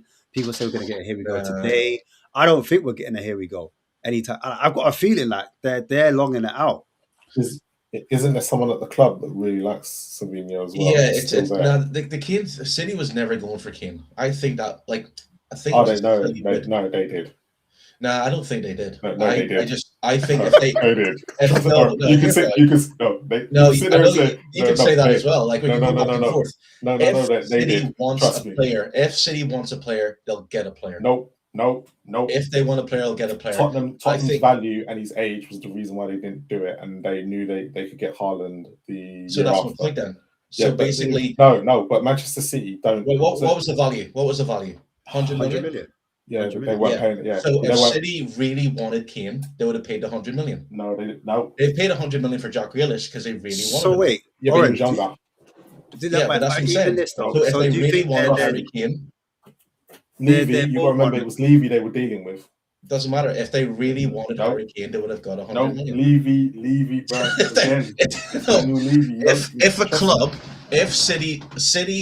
If City really wants a player, name one player City's went for and bid for, and they haven't got him. Well, Harry Kane's one. City never bid for him because apparently you just said yourself he didn't value him that. Okay, but City wanted a lot. Pep Guardiola wanted Harry Kane. They said, look, he's going to cost this much for commercial reasons, and they knew that the value and the sell and all that. And they didn't believe in Kane as much as we believed in Kane. You remember this? I get all that. Guardiola wanted him. City had to convince Guardiola to take Haaland. They had to convince him. He didn't want Haaland. Exactly. So City didn't want Kane. They didn't want him. They wanted Haaland. Trust me. And look at what Haaland has done. They spoke to Kane. Everything was done. The problem was Tottenham and Levy, what he wanted. And it was. No, I'm not saying. I'm just saying what I'm saying. I'm not disagreeing with you. I'm saying if City really wants a player, they will go all out to get the player. That's what's admirable about City. They will spend 100 million. They'll spend 102 million if they have to. They're not look at Elliot Anderson, 116 million. If they'd have went yes, the young and everything, but Elliot Anderson isn't worth 160 million. Yeah, but Maranatha. But that's what I'm saying. So they really wanted him, so they went above and beyond to get him. It's age and profile. I'm always gonna look when it came to Kane. He was at the time, and yes, Kane to us was a world-class player, but he was 28, 29 at the time. Yep, still. They were never going to spend. Marlon, never going to spend 100 million. That's what I mean. So they didn't really want him. Lana, what happened? It was Ferran Sorinho was blocking the move. That was one of their board members. Yeah, was guy, blocking the move to Savio. So Savio wanted to come to us last year. For 70 million, and then he stepped in. Like Pep said, look, if the player wants to go, Pep doesn't get in the way. If a player wants to go, he lets him go. And Savio apparently wanted to leave to come to Tottenham because he wanted to get more game time. He wanted to be first team, but their board member stepped in and said, "No, we don't want the same thing to happen with Cole Palmer. When they let Palmer off too early to Chelsea, they don't want that same thing to happen again with Savio." So he stepped in and said, "Yeah, he's blocking the move." But after Palmer's season last year, you'd probably go, "Oh well." So I think what's the difference this season? I'm just genuinely asking. Is but that's the reason. That's my point. That's my point. That's why I'm bringing it up. I'm saying, look, he's dragging over. Still there. He's still there, and I think he's dragging over. I could be wrong because we could get a here we go tomorrow. Do you know what I mean? And then my whole point is. Well, that's the thing. Even for I'm just theorizing at the moment. Why is it dragging out? Yeah, why is it when we've managed to get Tonali out of Newcastle quicker? That's what I'm saying. Apparently, the Spurs people, they're not happy with how the deal's going as well because they thought it was going to move along a lot quicker, but they've just added the stipulation that and this was 3 weeks ago. Apparently, they said maybe they're not happy with Ralph, or is it Alfie? Whatever his name is, the new guy. Yeah, Ralphie Morrison. Yeah, Ralphie Morrison. Yeah. Obviously, he's ex-City, innit? He's ex-City, so we got ex-City guy doing the deal. Like it's a bit messy. I don't know, innit? I just theorize. I just keep hearing that City wants to buy a replacement player first. Yeah, that's what I'm saying. But that wasn't originally. That wasn't a stipulation. That wasn't a problem. And it's been dragging along for over 3 weeks. Jack Grealish is back anyway, so why don't Jack Grealish is back there, so why do they need a replacement for? Yeah, they got Jack Grealish back, innit? You know what I mean? I don't get it either, bro. I mean, no sense to me. You know where Jack Grealish right now? He's on the beach, blocked. Hey, would you not take Grealish? Yeah. No. He did exactly what I said he would do at Everton. Exactly. To be fair, he got injured. I think that was the biggest. That's the thing. He gets injured and then he just goes on a spiral of drinking. I mean, he started well though. He started well. I said Jack Grealish, because a lot of fans were saying when he go. I said Jack Grealish will start off well for Everton. He'll then get injured and then he'll just decline. But apparently he's come back. He's come back to training ultra fit and he's looking like sharp. And Maresca, and then he'll get injured again. I don't know. That's what I don't know. He always does this. Going to take that option but yeah. It's always the same. He comes back fit, gets another loan, goes for 6 months, does a wee speech about how he feels free about playing football and all that, gets injured, and then he just. Next thing you know, you're seeing pictures of him blocked at some. So, can I ask, going back to Savio, is no one worried about, because everyone's saying goals, we need output, and Savio had 1 goal in that season when he first came, and then he's had 1 goal again this season. Like, at one time there was an interview as well. I can't remember like verbatim. I can't remember the quote for exactly, but. Pep said he's a very good player, he's a special player. I really like Savio, but he needs to work on his finishing to get to the next level. That was his message to him. And that was in a press conference. I watched that. I remember watching that. I'm thinking, okay. And then I remember watching him because obviously we were linked with him. And I was like, oh man, that could have been our player. And I remember him going into the box, shooting, and like thinking, bro, why is your shot so soft for? Right, you should have put that one away. And there was one time we played them. I don't know if you remember it. I think it was. Yeah, he gets himself into some great positions, but he doesn't. But he just couldn't finish it. Doesn't. Like I remember, I was scared. I was nervous. We played them. We were at home, and I think Man City were in that brown kit. It was like a brown kit. Anyway, Savio started, and I just remember he was just on one. He was beat. I think he nutmegged one of our players. I think it was Bentancur. He was just on one. But then when it came to that final bit, it just didn't quite translate. Like so, like, are you worried that he comes to Spurs, does all the like majinky, looks flashy? Do you know what I'm saying? And turns out to be like another Madueke, where he can beat his man Goni outside and can't. He probably is another Madueke, but it's what De Zerbi wants. Does De Zerbi want his winger to score goals, or does he want his wingers to supply goals? Both. More than score goals. Both. No, you. That's what you want. That's what you want. I'm asking, what does De Zerbi want? Does he want? No, but De Zerbi will want his. Yes, one of those. Does he want? No. But does he want his wingers to score more goals and provide goals, or does he want his wingers to provide more goals than what they score? Let's talk about it. Let's get into it. But to get into Ash's question, Savio's not doing both. Yeah, I know. I'm asking. Yeah, so. Obviously, something has to be. I'm not saying he's doing both. I'm saying if he comes to Spurs, but he's not. He's not doing either one. No, I know he's not. But what I'm trying to tell you is, if he comes to Spurs, which one does De Zerbi want him to do the most? Yeah, but the problem is, it doesn't matter which one De Zerbi wants him to do. When you look at what he's done at Manchester City, you have to sit there and go, well, he's not really provided goals, and then he's not really scored goals. So even if he's got to do one of those. You're looking at it looking at his past. All right. Which one can he do? But if he comes to Spurs, he might have a better, clear understanding of what he's going to do. Yeah, but we know, okay, let's be completely honest. Okay, he's at Manchester City. The only thing he needs to bloody do is create goals. Yeah.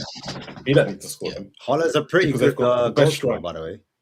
Yeah, they've got this, for some reason, they've got this guy up front who can score a few goals here and there. So, but he's not produced. So that's the reason why everyone's arguing. No, I get you. It's just like, because on one hand, if he was to go to another club or Spurs missed out on him, will the Spurs fans be Because if I had to be if he does personally well, honest, only if he does well. personally honest, I don't think Spurs should go for him because of his output. I think he's another player. He's another Lucas Moura. It probably obviously better in that way. You hate. What, Yeah, Savio? you know what I mean? You think it's Lucas Moura? He's end product wise, head down, but he's young. He could change. If Spurs miss out on him, like when Spurs missed out on him last season, I was like, all right, because again, his output. So what are you looking for here? You know, so like Marno was saying, like maybe De Zerbi has looked at him and think, right, I can provide this, but 70 million is not the same as 65 or 60 million. It's 10 million less. So if it's 70 million, if it is 70 million, does your tune change all of a sudden? Or it's, no, it hasn't changed. It's like I think he's worth 60 million. I don't think he's worth 70 million. Mm-hmm. But if Spurs don't get him, I wouldn't be bothered because he hasn't shown anything for why Spurs are chasing this player. It seems to be chasing the player based on like his potential. And yes, he's been injured. It's basically that mentality of, is he going to come to Spurs, shine for a couple of like months, and then Brazil's going to have a samba party, so then he needs to go there. You know those Central American players. They always, it's kind of like, and they've got Ancelotti. So he's having the party. Javi's there, bro. Javi Cement is there. So that, like, for me, like I'll try to research a little bit and look at the difference between Marseille and Brighton. So the two different styles of wingers that they have, yeah. And Marseille had like Greenwood, of course, I know, and then I think the other guy was Enrique, but they had kind of more like wide players that moved like 10s because they played a 3-4-3. So they had 2 10s with the centre forward. Centre forward would drop in, and then the 10s would be a bit of a goal threat. But it's similar to what Brighton had, because Brighton had, at times, it was either Welbeck up top, or it might be João Pedro up top. But equally, one of them would drop and one of them would swap over, and then the wide forwards will go from out to in, and they will be the goal threat. So you got Adingra would be example. Do you remember Adingra? Adingra was like a wide player for Robert De Zerbi. And then you had Matoma on the left wing. He was also a winger for Robert De Zerbi on the Brighton, but he wasn't just assists, he was goals as well. So that's the reason why I say it's a bit of both. Not because that's what I want. It's just from what I've researched. I remember, like, we even see the other day, like when Matoma scored against us, that he was a threat in terms of creativity, but he also got in the box from the other end. When Mente crossed the ball, he was the one on the end of it, and he managed to finish those goals. So I'm looking at the profiles of a Mente and an Adingra on either side and what they bring, and that's probably the profile that De Zerbi's going for. A fast winger that's going to be, really, really powerful and fast on transition and can hurt teams at a drop of a dime. So that's the reason why I'm looking at this particular system and thinking, yeah, this is what De Zerbi would want. In his first season, he did have 10 assists. Yeah. And then like obviously dropped massively last year. But it was 3 injury and stuff, right? Not playing enough games. These are the strikers he's had as well. Like João Pedro, like I said, he was the one that would link the play. Yeah, like it's line. Danny Welbeck played the tennis at times as well. It was only even Ferguson that kind of held that centre forward role. But sometimes Ferguson wouldn't play. He would rotate the forward line, and you'd have like dynamic movements, like they create superiority by swapping over. It was a really fluid system that they had.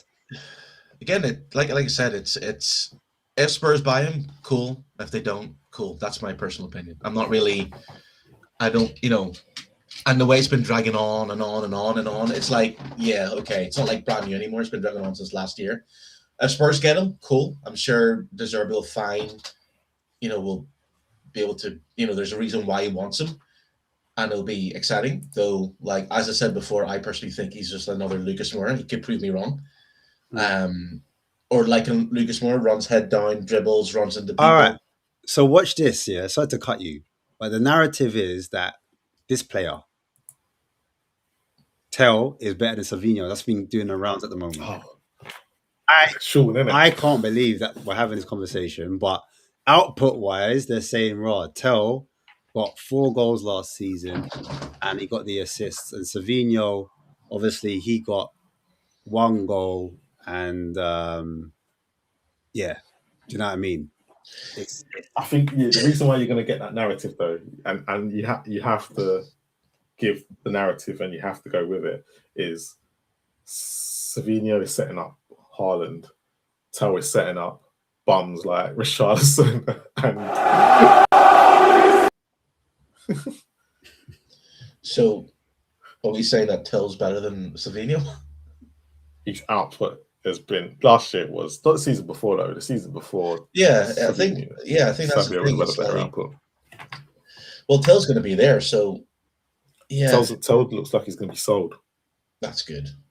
Like I think he's an again. Out the door. Yeah, I think Tel. I already gave my views on Tel, but yeah. I know. Well, Spurs bringing them, cool. It's legit though. Like I'll bring up the stats again. Sorry, it's legit because this is from SofaScore. If anyone wants to know, so. But how many games did Savio play last year? Was it the same? So yeah, this is it. This is the difference now. So Savio played 36 overall, did he? Yeah, so it's 31 matches for Tel and 24. This is the league, by the way. Premier League, yeah. Premier League, yeah. So 31 games for Tel and 24 games for Savio. So in minutes, that comes down to 1,358 minutes for Tel and 846 minutes for Savio. Yeah. So there's your context that you're looking for. Basically, a lot more minutes than. Yeah, considering Savio was supposed to be injured, he did play 36 games altogether. So he played 12 more games, including 3 FA Cup, 2 EFL, and 7 Champions League. Yeah, and so basically, in terms of goals, you've got 4 goals for Tel, 1 for Savio, 1 assist for Tel, and 1 for Savio. And then in terms of big chances created, Tel created more. In terms of crosses as well, he's got a higher percentage rate for crosses completed, 31.2%, and 0.9. So he actually got more frequent crosses. You know, it'd be more interesting. I'll tell you, it'd be more interesting. So don't compare it to last year with Savio. Compare it to his first season. And yeah, don't worry, I'm there. Can you see this? No, I can't see. Yeah, I can't see it yet. Yeah, you see it now? That first season, yeah. Season. So Savino's in the green. Sorry. And Tel's in the blue. Yeah, I'm gonna have to shoot on here. I'm like filming a wedding tomorrow, so I have to be up really early. Yep, no worries. All right, see you later. See you next week. Man. Bye. Yeah, so I don't know if you can see that. That's obviously, that's obviously Tel in the blue and Savio in the green for last season, isn't it? So yeah, you can see that he's got more carries, more dribbles, more crosses as well. Even though you can't see, I can read it. He's got more crosses, more key passes, more assists. So basically, and there's another one I could do, a little bit further. Share this tab as well. Can you see that? Yep. Okay, so this one here, it shows the shooting grade. This is for this season versus last season, but what stands out to me is pressurized shots on target. Savio aims is a lot higher. Shots from clear chance positions. Again, Savino's getting in better positions. The only thing I say about those pressurized shots on target, and as we said earlier, they could be P rolls. Could be P rolls. But another thing I noticed as well, passing wise, when it comes to passes into dangerous areas, positions, you got Savio is. I think so. Looking at this, there's actually not much between them. There's not much. There's not much. But this is from last season. This is from last season. This is last season's stats. This isn't the prior one. And we're looking at Tel has improved. Tel has improved season on season, where Savio had the decent season in his first year. We'll say decent, but then had a massive drop last year. Also, though, that's going to be Tel's stats, I think, were inflated by his recent upturn because obviously, what's his face came in, Roberto De Zerbi came in, and he got that massive goal against, who was it? Everton, where he gave away the penalty at the same time he scored. He scored a banger outside the box, and then he gave away a penalty. Was it Leeds? Yeah, Leeds. Yeah, it was Leeds. Yeah. There was that goal, and then I think he scored again. I can't remember what it was, but basically, I think his stats, obviously, before that, his stats were looking very spooky.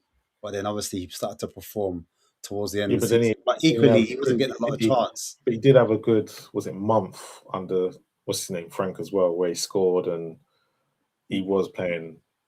Everyone was saying, "Oh my God, where's this guy been?" And then he got dropped. Yeah, he got dropped out the Champions League squad. He didn't understand it, and then it was a whole. Because you remember he had to come back, didn't he? He had to come back because Solanke wasn't fit. Yeah. So no, there was question marks in it, but again, it's like you look at the stats, and obviously we've been linked to Krupi, and I think Tell wants to do the Krupi role. Do you understand? I think he says he's a striker. Yeah, Tell says I'm a striker. I don't want to be out wide, so you're not playing me in the position I want to be. Man's an idiot if he wants to be a striker. When you got Kylian Mbappe and what's his name? You got TK as well. You ain't getting in front of him. You might as well be a winger, bro. And you've got the Inter Milan striker there as well, Thuram. So and if Moani ever hits form, and even Mateta, you could argue.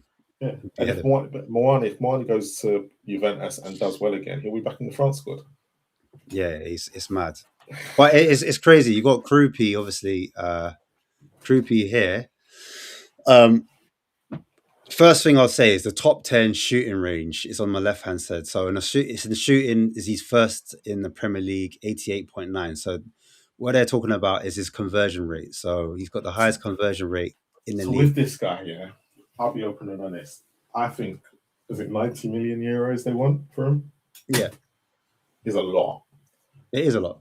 I think what Spurs need to do with him, if they can, I don't think Bournemouth are going to take it. They need a small fee up front, as much of it up front as possible, and then the rest of that, say it's 40 or 50 million. Okay, I still think it's a lot, but say it's 40 or 50 million, the rest of that 40 million is paid on if he produces. Right, so I'm going to just get quickly into this here. So the reason why I think we're looking at Krupi, I think he's a kind of De Zerbi type of striker. So I've compared them ranking this threat compared to the other strikers that De Zerbi's worked with before, which is João Pedro, Rutter, and Danny Welbeck. And he ranks higher than all of those forwards. And so he obviously, people say, no, but he's not an actual striker. He did play striker sometimes. He did play left wing for Bournemouth sometimes. And he did play in the 10 as well. But I think the reason why, and the earlier slide I showed was Welbeck playing in the 10 and sometimes João Pedro playing in the 10. So whoever's got in the 10, they rotate with the centre forward. And that's why Junior Krupi is being linked to Spurs, because I think he's a De Zerbi style type of striker. Also on this graph, I've got ball striking and finishing template against other strikers in the Premier League. And he's far out by himself when it comes to finishing ability, and it's against ball striking. So finish ability is the x-axis and the ball striking is the y-axis, and he's far out ahead in the right-hand corner right here. So he's explosive finisher. I think his special power is actually finishing. And that's the reason why they think he's going to explode the following season, because the only strikers that have got more than him or a similar level has been Anelka, Robbie Fowler, Michael Owen and Wayne Rooney in the Premier League. So that French connection where you got these centre forwards is blowing up. We saw how Benzema left Lyon at an early age, went to Real Madrid and just exploded onto the scene. I think a lot of clubs are sniffing around, like PSG. PSG apparently are actually interested, and now that they're not looking at Diomande because of the naming rights, they've actually seriously gone in for Krupi, and they've seen him as an alternative to play up front. So I also think Arsenal might, I know they're not high on Krupi, but I think Arsenal might also look at them as well. So I know our thoughts, like, it might be too much money, but there's a reason why these big clubs are sniffing around. They've got better data than what I have shown here. They've done their research, their scouts, and their data. It'd be interesting, like, because it's a really, really, it's a really, really weird one, and I feel like I'm being Daniel Levy at this point now. You're not used to this money, bro. You're not used to the money. I'm not used to. I'm not, and I think for him, and he's a good player. Don't get me wrong. And if he goes on to have a good season, yes, we're a year too late. The big boys will be fishing around like they are. Some of them are this summer. It's just a massive risk if it doesn't work out. It's a massive risk. Me personally, I'm willing to take the risk, and I hope we risk everything this season because I just think next season is going to be a lot harder because we're not going to have the room to Yeah, we're spend not if we going to do have the make room. Europe. You're right. And I We're always not feel gonna have like the room. we miss out on those targets. For example, I remember when Due, we were really linked with him. Obviously, we lost out of him. Bayern Munich were interested all of a sudden, and then PSG ended up getting him. But it just shows me that the original targets that we do go for are the right ones. So, like Nusa is another example. Loads of fans want Nusa now. Arsenal even sniffing around Nusa. But when we wanted him was the time we should have struck him. I know, like the whole injury thing Dewey as was well. the reason why we didn't go for him. I do And get that. yeah. So, And Dewey but as well. That no one wanted. yeah, that's why I said Due when obviously Bayern Munich were looking at him, and then PSG ended up PSG. But I'm saying in terms of the profile, the data team, the scouting team, they're getting it right. Do you understand? There's something they're doing. Lange just getting it right then. Well, the people underneath him, like I don't care. I don't care about Lange. Everyone's like, Lange. No. We have to put it out there. We have to put it out there. When you think about players we haven't got that Lange scouted, then you kind of have to go. He does get it right. It's just the club don't get it over the line. Well, there's a few other players we were looking at that, but anyway, but we were looking at Ekatike as well. People don't know that. That's why I brought up. Yes, we were. We were looking at Ekatike, bro, and then obviously Man United. Were we looking at him? And he ended were we up looking at him that summer before he scored against us? Yeah. We were. So that's what I'm saying. We're looking at even Turkey. Like I said, I told you the whole story behind Turkey. We were looking at these type of players. So our number one targets. That's the reason why I go big on it. I'd say I'd risk it all. Just trust the data team, trust them. And for years, we've always done the B option, the C option, the D option. And I get why people are feeling underwhelmed about the whole Neto situation. I think it will be the same for the striker as well. There's another player we're linked with. Go on. I think if we get Creepy, I think a lot of people then won't necessarily care about the Neto thing as much. No, of course not. I think because you've got two direct wingers that are quick, fast, that can get down to the line, beat their man. Remember, under Ange, that was our biggest complaint. They were like, Son's not a winger.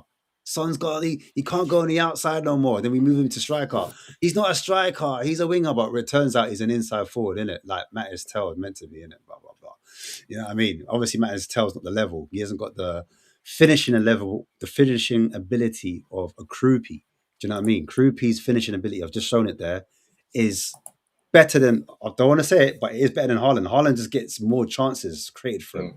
And like if you check the big chances missed by Haaland versus Krupi, Haaland's missed, I think, 25 chances this season, over 25 chances. So yeah, I saw that stuff. So remember the whole thing that the fans used to say that, Son's elite at finishing. Like even like if you look at Mane, Mane used to get in so many chances for Liverpool, but he just wasn't clinical. Do you know what I mean? He wasn't a clinical finisher. So he would create a lot of chances. He'd press aggressively. He was a menace. And I used to be scared of Mane more than I was of Salah. Do you know what I mean? But both of those two, they're getting goal scoring opportunities. They keep running in behind. So in that De Zerbi system, you've got players like that. And I think Savio will combine well with Krupi. That's how I look at it. I look at the combinations, the relationships, what they could form. And I know with Krupi's link play, one touch pass first time, I've seen him do it around the corner. Boom, first time, boom, to Alex Scott, and then boom, into, who's there forward? Evan Nielsen. Evan Nielsen, by the way, because people are shitting on Solanke. Evan Nielsen only got 5 goals last season. And everyone's like, Evan Nielsen's much better than Solanke. And if you deep it, I'm going to bring it up on screen. I'm going to look at Solanke's output throughout the season. And I'm not going, Mav. I'm not there to back Solanke. I'm not there to say, Dom Solanke's my guy. No, you're backing Solanke, man. Just backing. No, I'm not, man. I'm not. I'm not going to hill for him. But I'm just saying, because people are saying, Evan Nielsen's way better, but I'm deep in it. And I'm like, right, you know what? Like, he's doing the same thing that Evan Nielsen was doing. Evan Nielsen only got 5 goals that season, and he was injured a bit as well. But I think Evan Nielsen got more minutes than Solanke last season, but no one ain't talking about that. Do you get it? Like, yes, I would love a better striker, but I think for the system that we're doing, it like I can see it working. I can see him linking the play, like doing what your Welbeck does, isn't it? You know what I'm saying? Linking that play. So here it is. Here's his output. Yeah, I was going to read it quickly. Last season, he got 6 goals. The season before, he got 16. And the season at Bournemouth, when he left, it was 21. This is all comps, by the way. Yeah. It's the season before that, when it was a bit spooky, he got 7 goals, which is similar to what he did last season, which is 6. Yeah. But then the season before that, he got 30 in all comps. And the season before that was 15. Do you get it? When they're both in the Championship, though, those 30 and 15. The 30, fair enough. They're from the Championship. Yeah. But one season died in the Prem, and then the other season 21, and then he got his move. And then 16 goals in his first season for Spurs. 6 goals, obviously, this season, because he got, 1,163 minutes. I'm just saying, like, in an attacking system where, like, Frank was a bit more pragmatic, could he potentially score more? And could he help the team?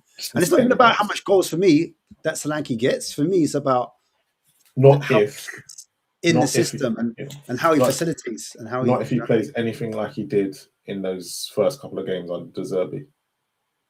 He won't score more goals. He was out the box too much.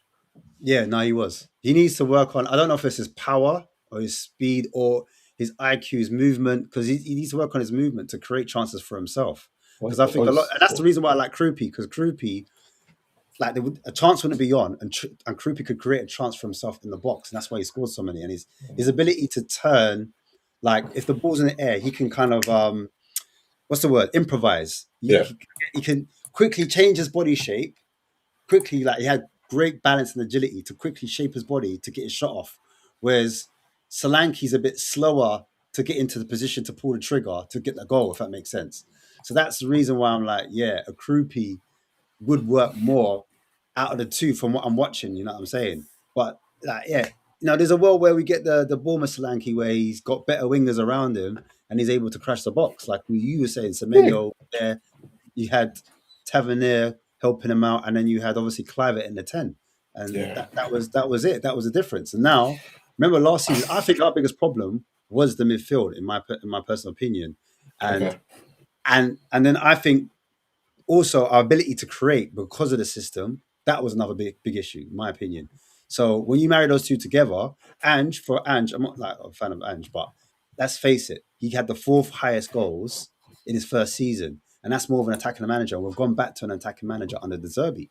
So if the system is correct and we're playing for an attacking manager, then you're going to get one of those players are going to pick up a Brennan Johnson number, because it's about the system. It's not about the individual. And I think that's the problem, where as fans, we're looking at individual. But I think it's more about the system and who fits in that system and who works for the manager in that system. You get it? No, I completely understand. I've always said it's about systems, and sometimes a player will work better in one system and show more in another. It was always that way. You get some strikers that can go to any system, like Harry Kane could go play for anybody. But it leads on to the last question, which is, like, who do you think will stand out? And I did it in 2 columns here. Do you do it for existing players, or are you looking at the signed players, the new ones? Like, who would be the shock? Who would that be, like, the player that stands out for Roberto De Zerbi? Out of all the signings, if we end up making them, the one that would probably be the shock would be Savio. All right. Because all the rest of them were kind of thinking they should. Because I did it in 2. I did the standout in the current squad. So I've got Vicky Van der Ven, Porro, so for me, so out of all of them, Pedro Porro was good enough already. Do you think his final third contribution improves, though, in a De Zerbi system? Because he used to play midfielders, like, for example, Hinshelwood. Hinshelwood, he's one of the academy players. He was an actual 10, but he played Hinshelwood as a right midfielder. Then he played as a DM sometimes. And then he played Veltman as a right back, but made him play midfield. And then sometimes he put Caicedo as a right back. That was his trick, innit? He used to put Caicedo as a right back. And then Chelsea obviously copied that, and they put Caicedo on the right back as well. But De Zerbi he was like the first to do it, to put one of the midfielders in the right back role. Bit like what you saw with Partey, innit? So you got, like, more superiority in the midfield. You get an extra man to step in and it can control from a different area. So I'm like, do you see a different Pedro Porro? Do we get more output from him in a De Zerbi system? I don't know.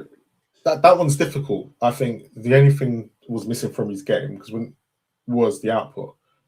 I don't know. I don't think I'm not sure we do see a better output. Does he remember under Frank? He wasn't allowed to shoot outside the box. Remember, Frank was like, "No, you can't. XG. You've got to shoot inside the box." And rubbish accent. You get what I'm saying? He did the same under Conte. He doesn't. I think the first time he took a shot was against Burnley in the cup. Innit? That was a banger. Yeah, he doesn't usually take. Look, all I'm going to say about Pedro Porro is the only thing he really needs to improve on at Spurs will be his crosses. All right, then. What about Mickey van der Ven? Do you think Mickey van der Ven improves on his passing? Because, like in the system that he plays, he likes players to play out from the back. He's an interesting one because, I don't know. What do you think he still carries? He still gets on the ball and carries. I think he still carries and dribbles. I don't think we'll see a massive improvement because Van der Ven wasn't terrible last year as well. Like I'm looking at standards now, and I don't think Van der Ven was absolutely terrible. Where the standards suddenly he's gonna improve dramatically. Where he's gonna become this Gabriel Saliba kind of player next year. That's the level he'd have to go to. He did kind of like improve his performances at the back end, at one point he just kind of like said, "Oh fuck, forget this." He fell out with the fans, and all of a sudden, towards the end, he started to believe it again under Roberto De Zerbi. And apparently, obviously, there's contract talks going on. He really is happy. He was really like down in the dumps at one point. He was really emotional, like couldn't get out of it. He was not happy where he was, and he thought he was to blame as well. So yeah, I'd be interested to see if he's got a contract. We'll see. Well, the thing is, if we judge it on the last 7 games, Van der Ven was okay. Do we see a better Van der Ven than that? Because we've seen him under De Zerbi. Where Porro, I think we've seen it in the World Cup, where we can kind of see that we just need one more thing from him. Destiny Doggy. Let's be honest. If he can play 25 games this year or 30, that's an improvement. I do expect a lot of rotation from him, though. I don't, like I said with the wingers, because he wants his fullbacks to. I remember Estepina scoring against us, and he scored a worldie against us. I remember he scored a banger outside the box. Who's he been rumored to go? I just saw he's been rumored to go back. He's been rumored to go to Villa. Villa. Villa. To replace I see a Doggy like an Estepina, like getting up and down, being one of the fullbacks that a bit more higher than maybe Porro. Porro might sit a little bit deeper and create a back three times if we play a back four. So your Doggy's more about getting on the pitch. That's the improvement. But I think he will rotate with Robertson. I think Robertson will come in and he'll rotate a lot more. And if he's going to do that, then he's not going to play well. He'd probably be the same amount. Well, no, it will save his legs. It's like Maddison. Remember when Ange first came in? Okay. But and he rotated Maddison a lot, and he saved it. What's the big problem with that? When it comes to next season, when we've got Europe. Yeah, but then that's when we deal with that problem. One at a time. I think we're jumping ahead too much. As Spurs fans, that's what we do. But what about? Let's focus on the here and now. Yeah, but I need him to contribute now and not. Yeah, that's what I'm saying. I think but if he's not on that pitch, he's not contributing. No, but if you're rotating him, you're saving him. Like I said, I don't understand the point I'm making with Maddison. Yeah. Rotated, and he ended up playing the whole season because he was rotating. He didn't do every single minute. So it might save him by having Robertson there, like where he comes off in 70th minute. Robertson's fresh legs, because I don't think Robertson can do a full. I could be wrong. No, I don't expect Robertson to do a full 90. They both can't. Yeah, they both can't. So I think the minutes will be shared. Like some days it might be Robertson that does 70 minutes, and then your Doggy comes on the last 20, and then vice versa. It might be your Doggy does 70 minutes, and then he does 20. Do you get it? Yeah. But I think Kudos. I'm looking at Kudos.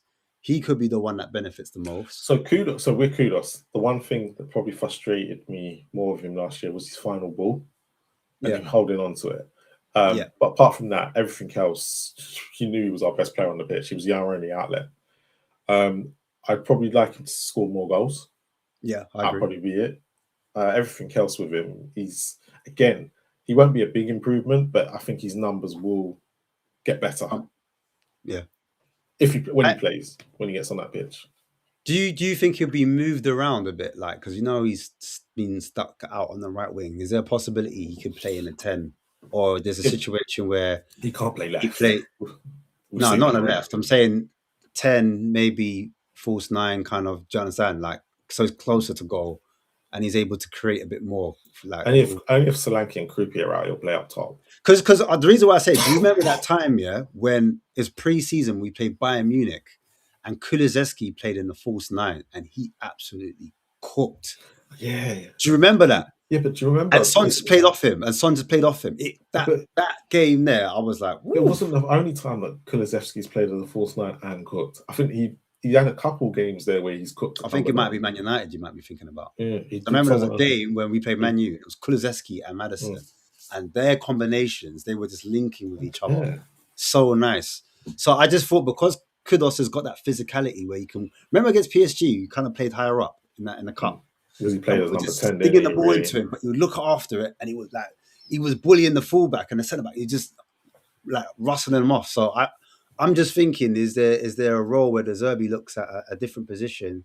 Not all the time. His main position would be right wing, but there might be 1 or 2 times he plays in the 10 or he plays slightly inwards. Because there was times I saw for Brighton, he did play in a 3-4-2-1 or 4-3-2 and a 1. Actually, Brighton lost. Yeah. My bad. Yeah. No, but this one, Scott doing his can't listen to you anymore. You talk so much rubbish. Scott, innit? No, Scott. It's not mate, Scott. Don't worry. Big up, Scott, man. And good night. You know what I'm saying? Good night on that notice. But yeah, man. Moving on. These are the new. These are the big up, Scott. Though, no, love.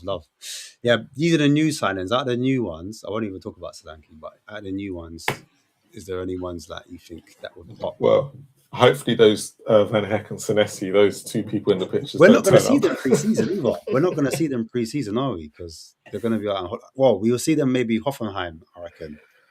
That's when they will come in. But we won't see. Yeah, they've been away. Yeah. I don't think we'll see them for the Chelsea game because I think the Chelsea game is the 1st of August, isn't it? Yeah. Big up, man. Yo. So out of these players, though, who do you reckon would be the standout? Fernandes. Okay, why is that? Because I think with Van Heck, Senesi, and Tonali, I think there's already not a narrative, but a narrative is we know what they kind of could do. Fernandes is known as been relegated twice, so people are starting to already build up this perception of him already before they've really seen him on that football pitch. And I think Fernandes is going to change a lot of people's mind and have the bigger impact or be the most standout one out of all of them. So for me, the biggest criticism I've heard of him is that he doesn't get enough goals. And I just don't think he's going to play in the 10. I think I think De Zerbi plays a double pivot. So when I say the double pivot, I mean like the weirdest thing is when you look at West Ham, that was more Souček was supposed to do that because Souček would come in running late into the box with the goals and Fernandes, Fernandes he played a lot deeper. He was a deeper line playmaker. He dropped in between centre backs. Yeah, because I spoke to a West Ham fan about him. They said the best thing that he was good at doing was picking up the ball from the defenders and moving it into forward areas. Yeah. So I'm not. The one thing that I didn't, and I have heard that about the goals, but when we were linked with him, goals was never in my head with him. It was more to do with can he pass, can he get into dangerous areas, can he play those forward passes? Yeah, and he can. From what I've seen and what I've read, he can. So if I'm being honest, I'm more expecting Tonali to score more goals than Fernandes. Do you know what's weird? Like, all right, so I'm gonna bring this up real quick. So I see it as a double pivot. So I've got 2 DMs there. So remember Højbjerg and Bentancur. I see it more of that type of relationship where one will go, one will sit, and vice versa. But they both have the responsibility to box clash at times. How many goals did Bentancur get when they did that? He was more in the box and more in dangerous areas than Højbjerg was. Yeah. Well, I think the idea with Conte was their responsibility was both to contribute, both to be leaders, both to work hard. Do you know what I'm saying? Yeah, but I don't think they're the main source of goals, and they're not the main source of creativity. I think they're more secondary creators and secondary goal scorers because you need the whole team to contribute. Bentancur could probably go back to that in this system. And to be honest, we're still Conor Gallagher, the man I keep forgetting about. Yeah, I just think Conor Gallagher. Yeah, he could be in the double pivot. I think he'd be more of an attacking 8, more of a 10 role. Yeah. And there's De Zerbi because I just think in the first phase, he lacks 6 players or 7 players if you include the goalkeeper to kind of build up. And I just think if we don't sell anybody in the midfield now, say this is our midfield, we've got a balance of riches in that midfield at the moment that we can move and rotate. So it'd be interesting to see what he does. I look at the equivalents to, like, you've got Pascal Gross, you've got Caicedo, or you could say Belieber, Billy Gilmore, or you could say they had, who else do they have? Who was that Liverpool player they had? Is it begins with an M? McAllister? No, not McAllister, but they have McAllister as well. But I think, all right, Billy Gilmore and Caicedo, they were the two players that could do a bit of everything. For example, Billy Gilmore, he was like the 6 and 8 because he was playmaking, and then Caicedo was more the kind of destroyer. But again, he was asked to get forward at times because we've seen that with Chelsea when he scores goals outside the box. Do you know what I'm saying? Pascal Gross was the utility man. He could play. Milner, I was thinking of Milner. Milner was the other midfielder. I can forget about Milner, bro. Yeah, so do I, man. Well, Pascal Gross, he was the, like, you know what I'm saying, the chameleon. He could be right back one time, he could be DM, then he could be the 10, he'd be out wide, and him Solly Marsh used to rotate, and De Zerbi said he's the best player he's ever worked with. Madison can't do all of that. I hear it. But I just think Madison, out of all of those guys, he's the creative hub. He sometimes likes to drop into the fullback role, dictate from deep. That would allow Mateus Fernandes to drop forward at times, and they could have that type of relationship. I just think they've got Enciso and Bonanate. I think Bonanate was like a right winger / 10. He's more of a 10. So, you know, like for PSG, we were after the guy from Monaco. What's his name? El Khanous. Not El Khanous, sorry. Al-Khalouche. Al-Khalouche was a kind of inverted kind of winger, but more of a 10. A bit like you see with Kulusevski, a kind of, what's the word they call it in Italy? Anyway, like a right mid.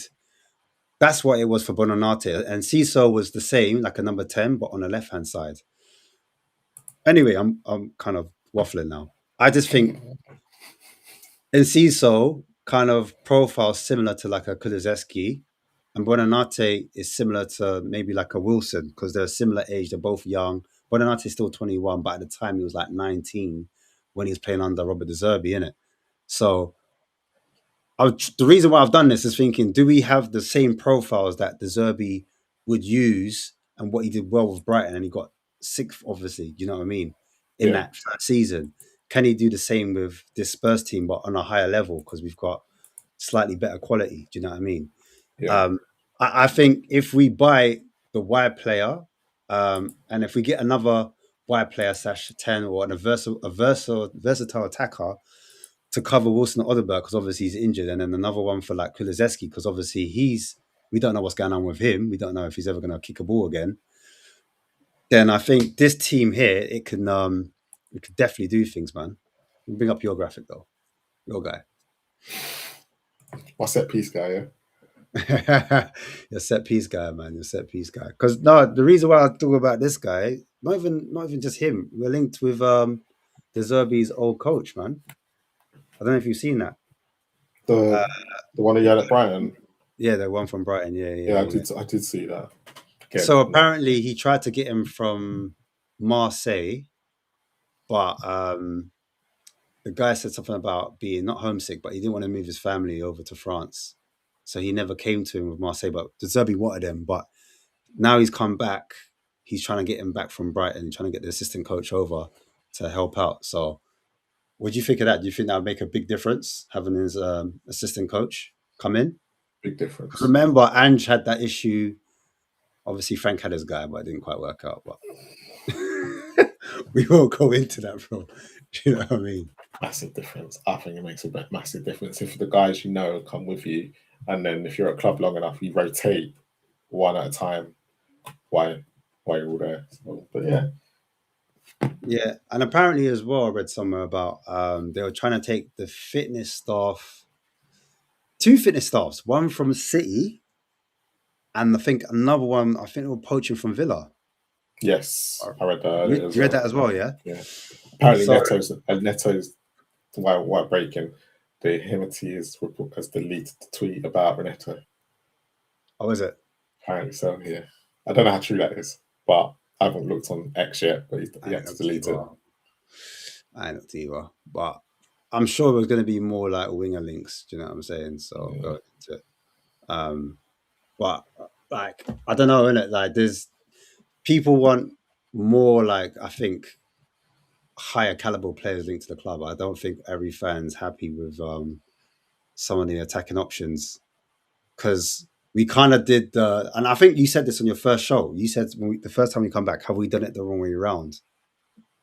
Remember you asked that, and so there's going to be some fans thinking, oh, we spent all this money on defenders, the midfields, but the bit we really need, it's not quite working out. Yeah, it's the attackers, because that was the bit where we suffered the most. There's a player we're linked with. I think he's all right, but I don't know if and I think he would suit for De Zerbi, but it's just whether it will translate, because he's from the Bundesliga. He's got no Premier League experience.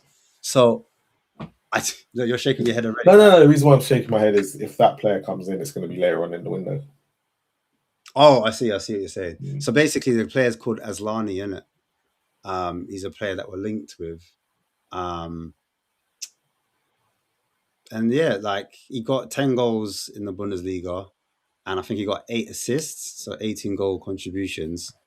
But he plays like a striker /10. He plays that similar role like a Welbeck, kind of links play, can hold up, rare tear. So we're definitely looking for type. Also linked with that. Is he? I want to say Danish, but I've got a feeling he's not Danish. I know he's Scandinavian. Oh, you mean the Norwegian player? The Norwegian player, yeah. Norwegian guy.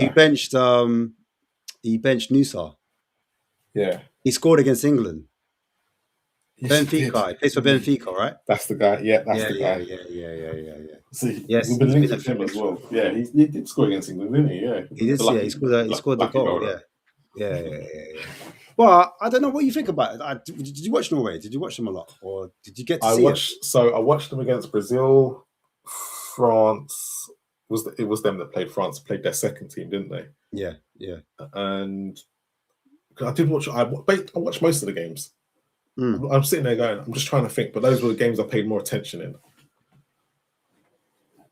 And do you remember him though, or not? Because we were linked, I had a little eye out for him. No, so the guy that out of all the Norway team that I saw and went, was Nusa. Jesus, was Nusa. Yeah, because that's what I looked at as well. But I remember when Nusa, I think it's when they played France, because there was a lot of hype. Oh, Nusa, and I think he didn't play too well, and they subbed him off at half time.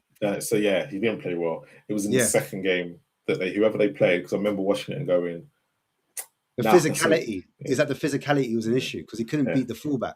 I remember he kept going in midfield, he kept tucking in too much, and then my man came on, and then he was just 1v1. He was going on the outside. Because he came on in the first game, if I remember correctly.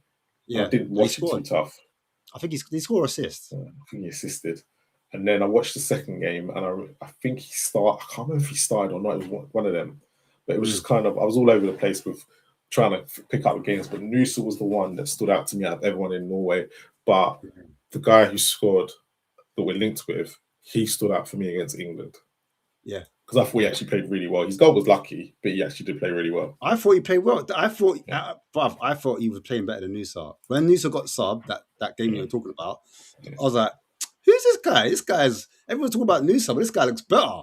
Not realizing this was the same guy we're linked with. I was like, oh, snaps. And then I watched him again in another game, and I was like, no, this guy actually looks good. Then I looked at his stats, and I was like, bro, his output's decent. Do you know what I'm saying? So, it'll be interesting. Yeah, it's interesting, isn't it? But obviously, he's not going to be the name brand. I think everyone wants name brands or players that they know that they can put their finger on, isn't it? Or sometimes it's always the ones when the one who's not the name brand player ends up being your best player, doesn't it? Exactly. I was going to say that, bro. Do you know what I'm saying? So for me, like I said, it's all about the system and then what players fit in. But all right. If Krupi, this last bit, Krupi. Yeah.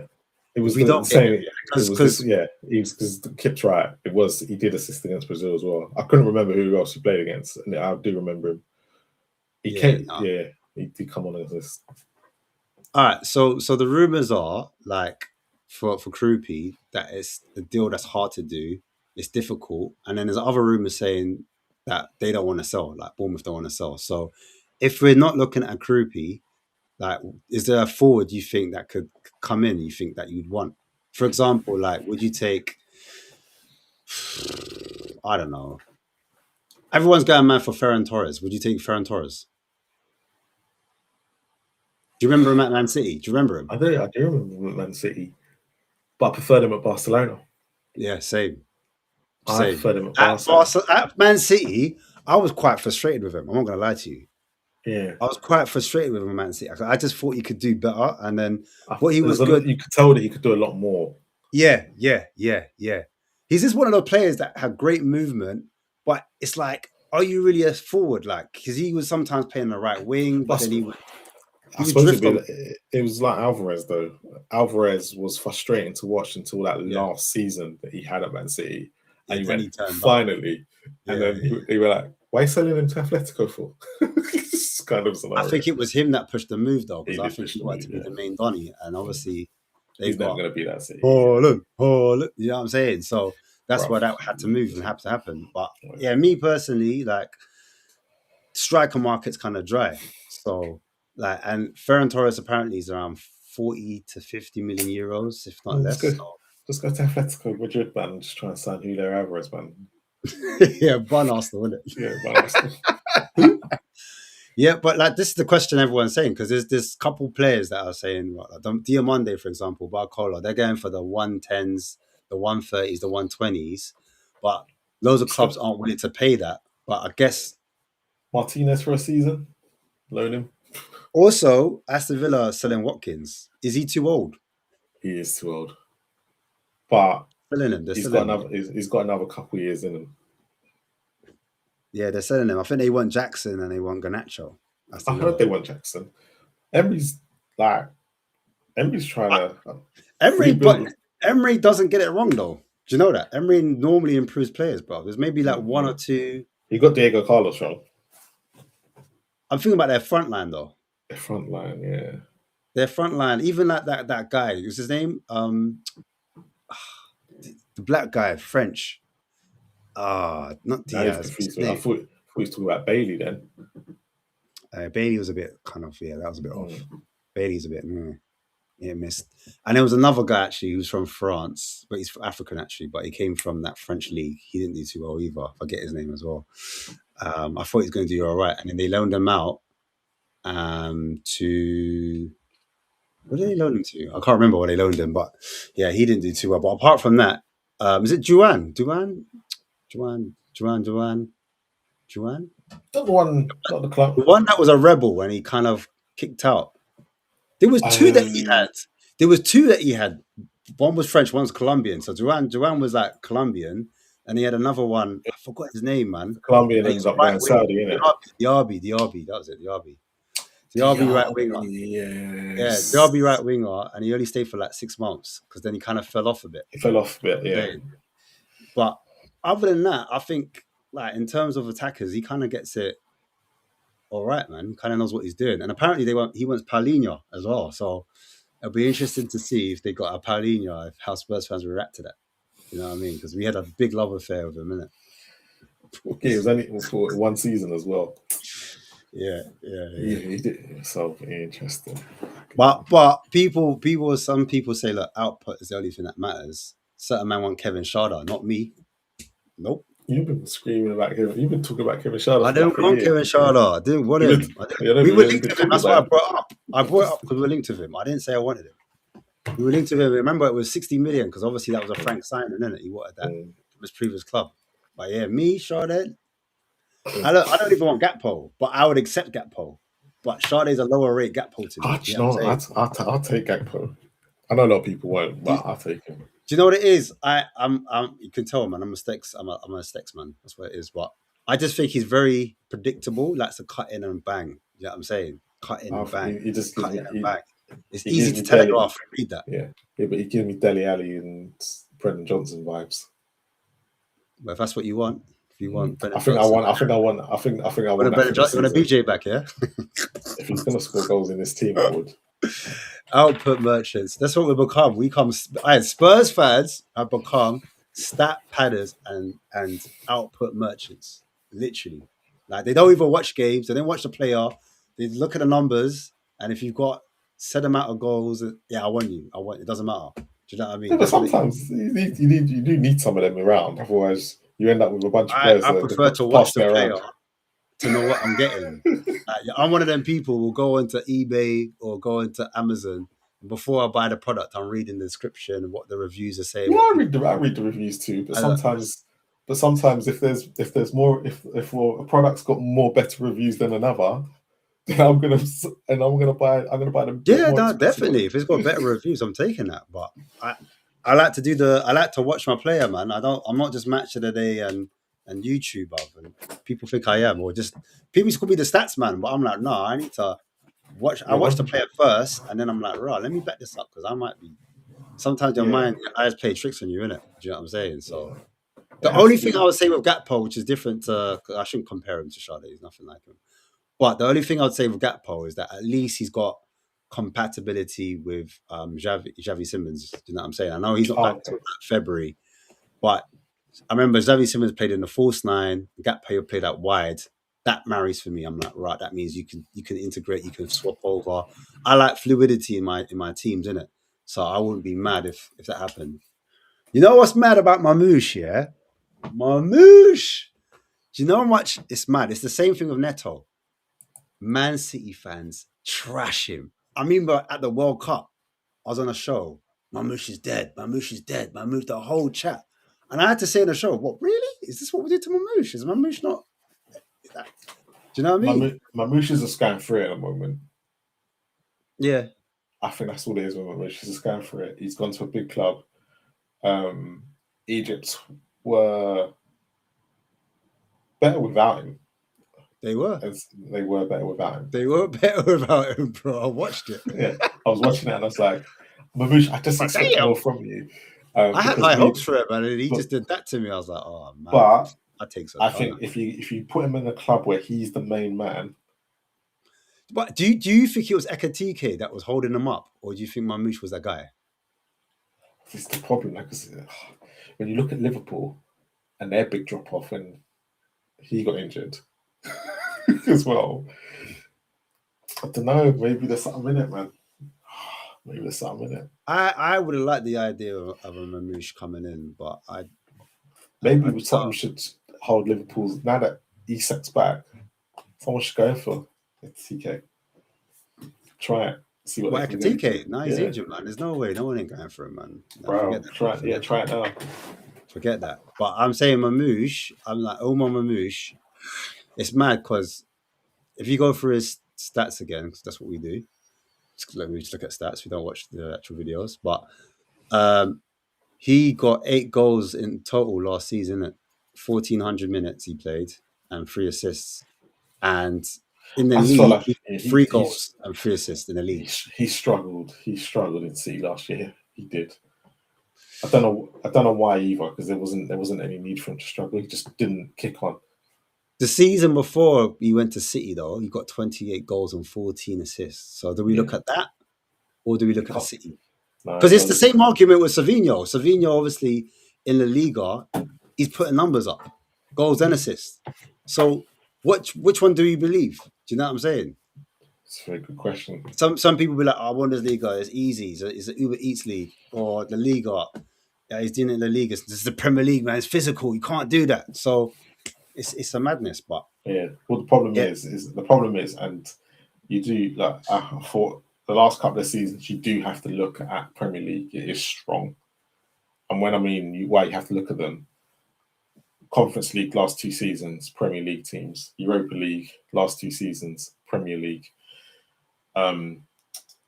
Paris Saint-Germain last year only won the champion. They're the only team that could actually physically keep up the Premier League teams last year. Last year, remember they had to play. They played Arsenal, they played Liverpool, they played City, but City were already out. And I'm missing someone. Who else was in it? That's in Newcastle. Maybe. Yeah, right. So you got to think Paris Saint-Germain had to knock out 3 English clubs to get to the final and win it. And then this season, Arsenal got to the final. Premier League's a different animal. Yeah, no, you're right, compared to the rest of Europe. You're right. It's the physicality in it and the power, the P and P in it, the pace and power that separates us from the others, isn't it? it's what and when people say, because everyone goes, what do you mean about physicality in the Premier League? It's the pace of the Premier League and the consistency that you have to get behind it. Because so let's take Barcelona. When they played the 20th team in the 20th spot, they can relax. They can do. You get the time, you get the space, you get you can see it when we play Champions League. It showed, isn't it? It's as simple as that. When with Bayern Munich, whenever they lose to those bottom sides, it's because there's complacency. That's what it is. It's nothing else. Complacency. But when you get to the Premier League, you get Burnley. They're fighting for their lives. You're still going to get a game up until a certain point with those teams. So it's quite interesting. This is my guy, man. I just think this is the best option. I'll be real, man. You know what it is? It's finishing. It's a finishing. Okay. All I'm going to say, finishing's got me hooked. All I'm going to say, why with that, how many people watching and whatnot right now? If he comes to flops, every week, you're going to get it. No, I don't think we'll get him though. I don't think Bournemouth want to sell. I know every team's got theirs. I think it's going to be a ridiculous price if we were to try to get him, but I don't think Spurs are willing to go for that. Look, he's a good player. Don't get me wrong. I know you're scared. It's too soon. It's the recency bias and all the rest of it. Yeah. 1 year, he's 19. It's a real high risk, and there's not enough data for you to kind of sink your teeth. I think if there's more data, we don't get him. No, it's not even data. I know you asked last week. Have I watched? Not data, I mean more seasons. Sorry, that's the wrong word. More seasons. And I have watched Bournemouth, and it's not to say he was the guy that stood out for me. Yes, he played well, and there was clutch moments that I see him have, and we probably need a player like that. I'm just worried. And I'm not worried. It's Krupi's got to come to Spurs, and he's got to have the mentality to fit in at Spurs. His playing ability and everything like that is not an issue. It's coming to Spurs and being able to, especially with us fans. I don't know. I look at Tell.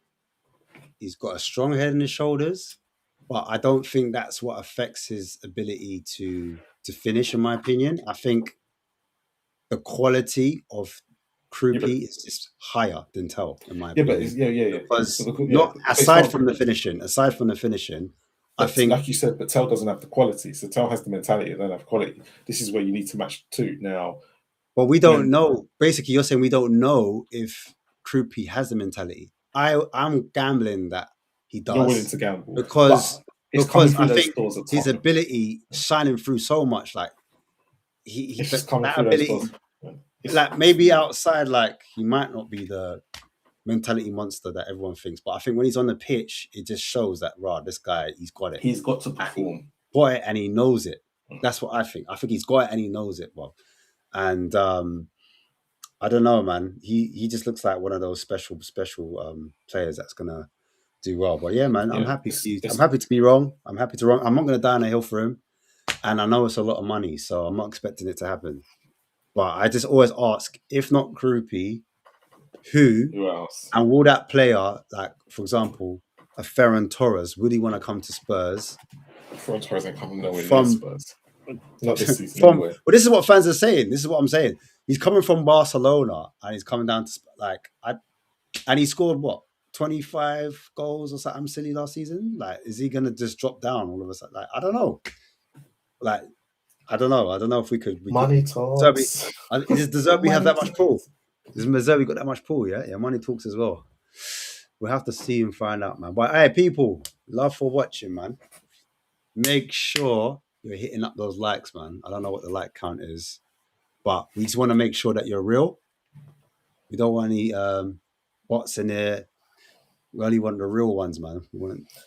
And also, big up to everyone who's on TikTok as well, because that's a new platform that we're now streaming on as well tonight. I've managed to get that working. Big up Marlon, man, the tech man. Yeah, big up the chat, though. Big up the chat's been going in. I know we haven't got you all up on the show, but your comments are being read.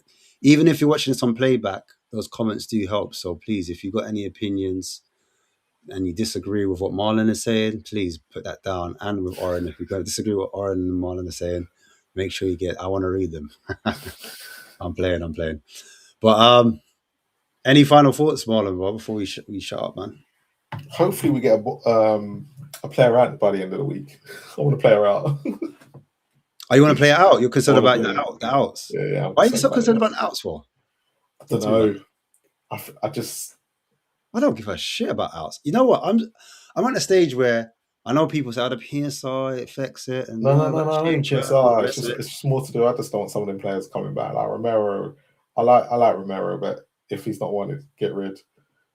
I just want the squad to be ready to go in the first game of the season without distractions of these players coming in and out the door. I just want the ones out the door. You think some of the players could unsettle some of the players in there? Yeah. Nah, I think De Zerbi is such a strong character that if you're in a team, you're playing, bro. Yeah, there's going to be a player. He wants to trim the squad and he wants to make it competitive. That's what I'm reading. There's definitely a player in the squad that we think is going to get sold that will end up getting into De Zerbi's plans and being a good player, but I don't know who that is. Yeah, me, I'm just first season. I got the first season syndrome, bro. I'm just trusting in the manager to get it right. Yeah, I trust him as well. I think that's the way I'm at the moment. I'm trusting him. Yeah, even if it is toe up top. Say toe up front, yeah. Wow, yeah. I ain't down on Sales Hill. I'm not sure. Yeah, no, I'm not down on anyone, bro. Anyone could get it. Do you know what I'm saying? Like Kudos is my favorite at the moment, but listen, even he's not safe, bro. I'll be honest with you, but yeah, man. Listen, like I said, big up to the chat actually tonight. Thank you because we've had Spurs talk show and last word on Spurs on tonight as well, and you stayed with us. So big up, everybody. And them man, they're going out at the same time as us. Pagans, them. Yeah, I'm gonna have to talk to Ricky now. I have to jump on Sean's show, bad up some of his guests. But yeah, listen, it is what it is, man. You got the man, them. Yeah, man, I got a show coming up for those who are interested. Oh, there's the question that's still asking, Marla, they want to know who you picking, Neto or Savio? They're that onto, man. Who do you want? Not letting you go. They're not letting you go without an answer. Right now? He said Neto. He said Neto, guys. If you were in earlier, he said Neto. He said you got a Neto. I said Neto. Yeah, I did say He said Neto. Sorry. Yeah, he said Neto. I said Neto. But I'll be happy with either. It's mad. I'm not mad at Neto. I think Savino's got the higher potential in it. And I think everyone's gambling on the whole Girona Savio coming. That's what everyone's. The hopium. It's the hopium, innit? It's the hopium that kills you. To be fair, I'll take Man City first season Savio. So would I. So would I. I'll take that, and I'll take Wolves Neto. You know what I'm saying? Because remember him, he was dangerous. Yeah, but he was injured. He was injured. Oh yeah, that's true. Yeah. Where last year Neto actually played. Yeah, but yeah, man, I'll take both. That's my answer. I want both of them. Hashtag both of them. But listen, yeah, go on. No, I was going to say, to be fair, at least we're being linked with players we actually want. Oh no, as well. Like before we had to Google a guy. Yeah, oh my god. But yeah. Like literally, those days there, you get both wingers, and I think I told you it's all about the system for me. It would work a treat, but people are worried about the output, which is understandable. I get it, and people are worried about the striker. I think people need to change their mind on how they look at strikers, in my opinion. Because as I showed you in the slides, Pedro Neto, Welbeck, they all played in the 10. Even Undav, I didn't even mention him. Do you remember Undav? He plays for He's the guy. Not Dortmund. I'm wrong. No, wrong club. He plays for Stuttgart, innit? Leverkusen. No, Leverkusen. Leverkusen. Yeah, plays at Leverkusen now, yeah. Super sub. But yeah, do you know what? The thing about Undav as well, even though he played under De Zerbi, the reason why he didn't do too well, his first touch, because they like the players to run off the back line of the centre backs. So the centre backs, the striker normally pins them. Sometimes the goalkeeper makes a forward pass, and the striker runs off and collects that first ball, and it's along the floor. That's what Undav wasn't really good at doing. He wasn't really good at getting that ball, protecting it. Like Krupi's good at that, by the way. But anyway, that's a side note. You like strikers or 10s that run off that kind of back line, protect it, and then can hit it first time around the corner, and that helps the build-up play. Also, people aren't rating the Bravka, and I'm not saying the Bravka's amazing because I know what the season he had at Burnley, and I know the defense he had in front of him. That's my caveat. That's the reason why he let in so many goals. But long balls, the Bradford is better than Kinski. So I expect him to play a role next season for that reason. And he's a better shot stopper than Kinski as well. So he's 37, 38, more experienced, played at Newcastle, Manchester United, knows the pressure. So, yeah, I think De Zerbi will use him. Do you know what I mean? Even people don't rate that signing. He's dead. I think he might surprise people by how many times he features. It could be wrong, but like it's two different profiles. One's better at short passing, one's better at long passing. He did the same with Steele and Verbruggen, and also when he had the Chelsea keeper Sanchez, when he used them, we rotated all of them.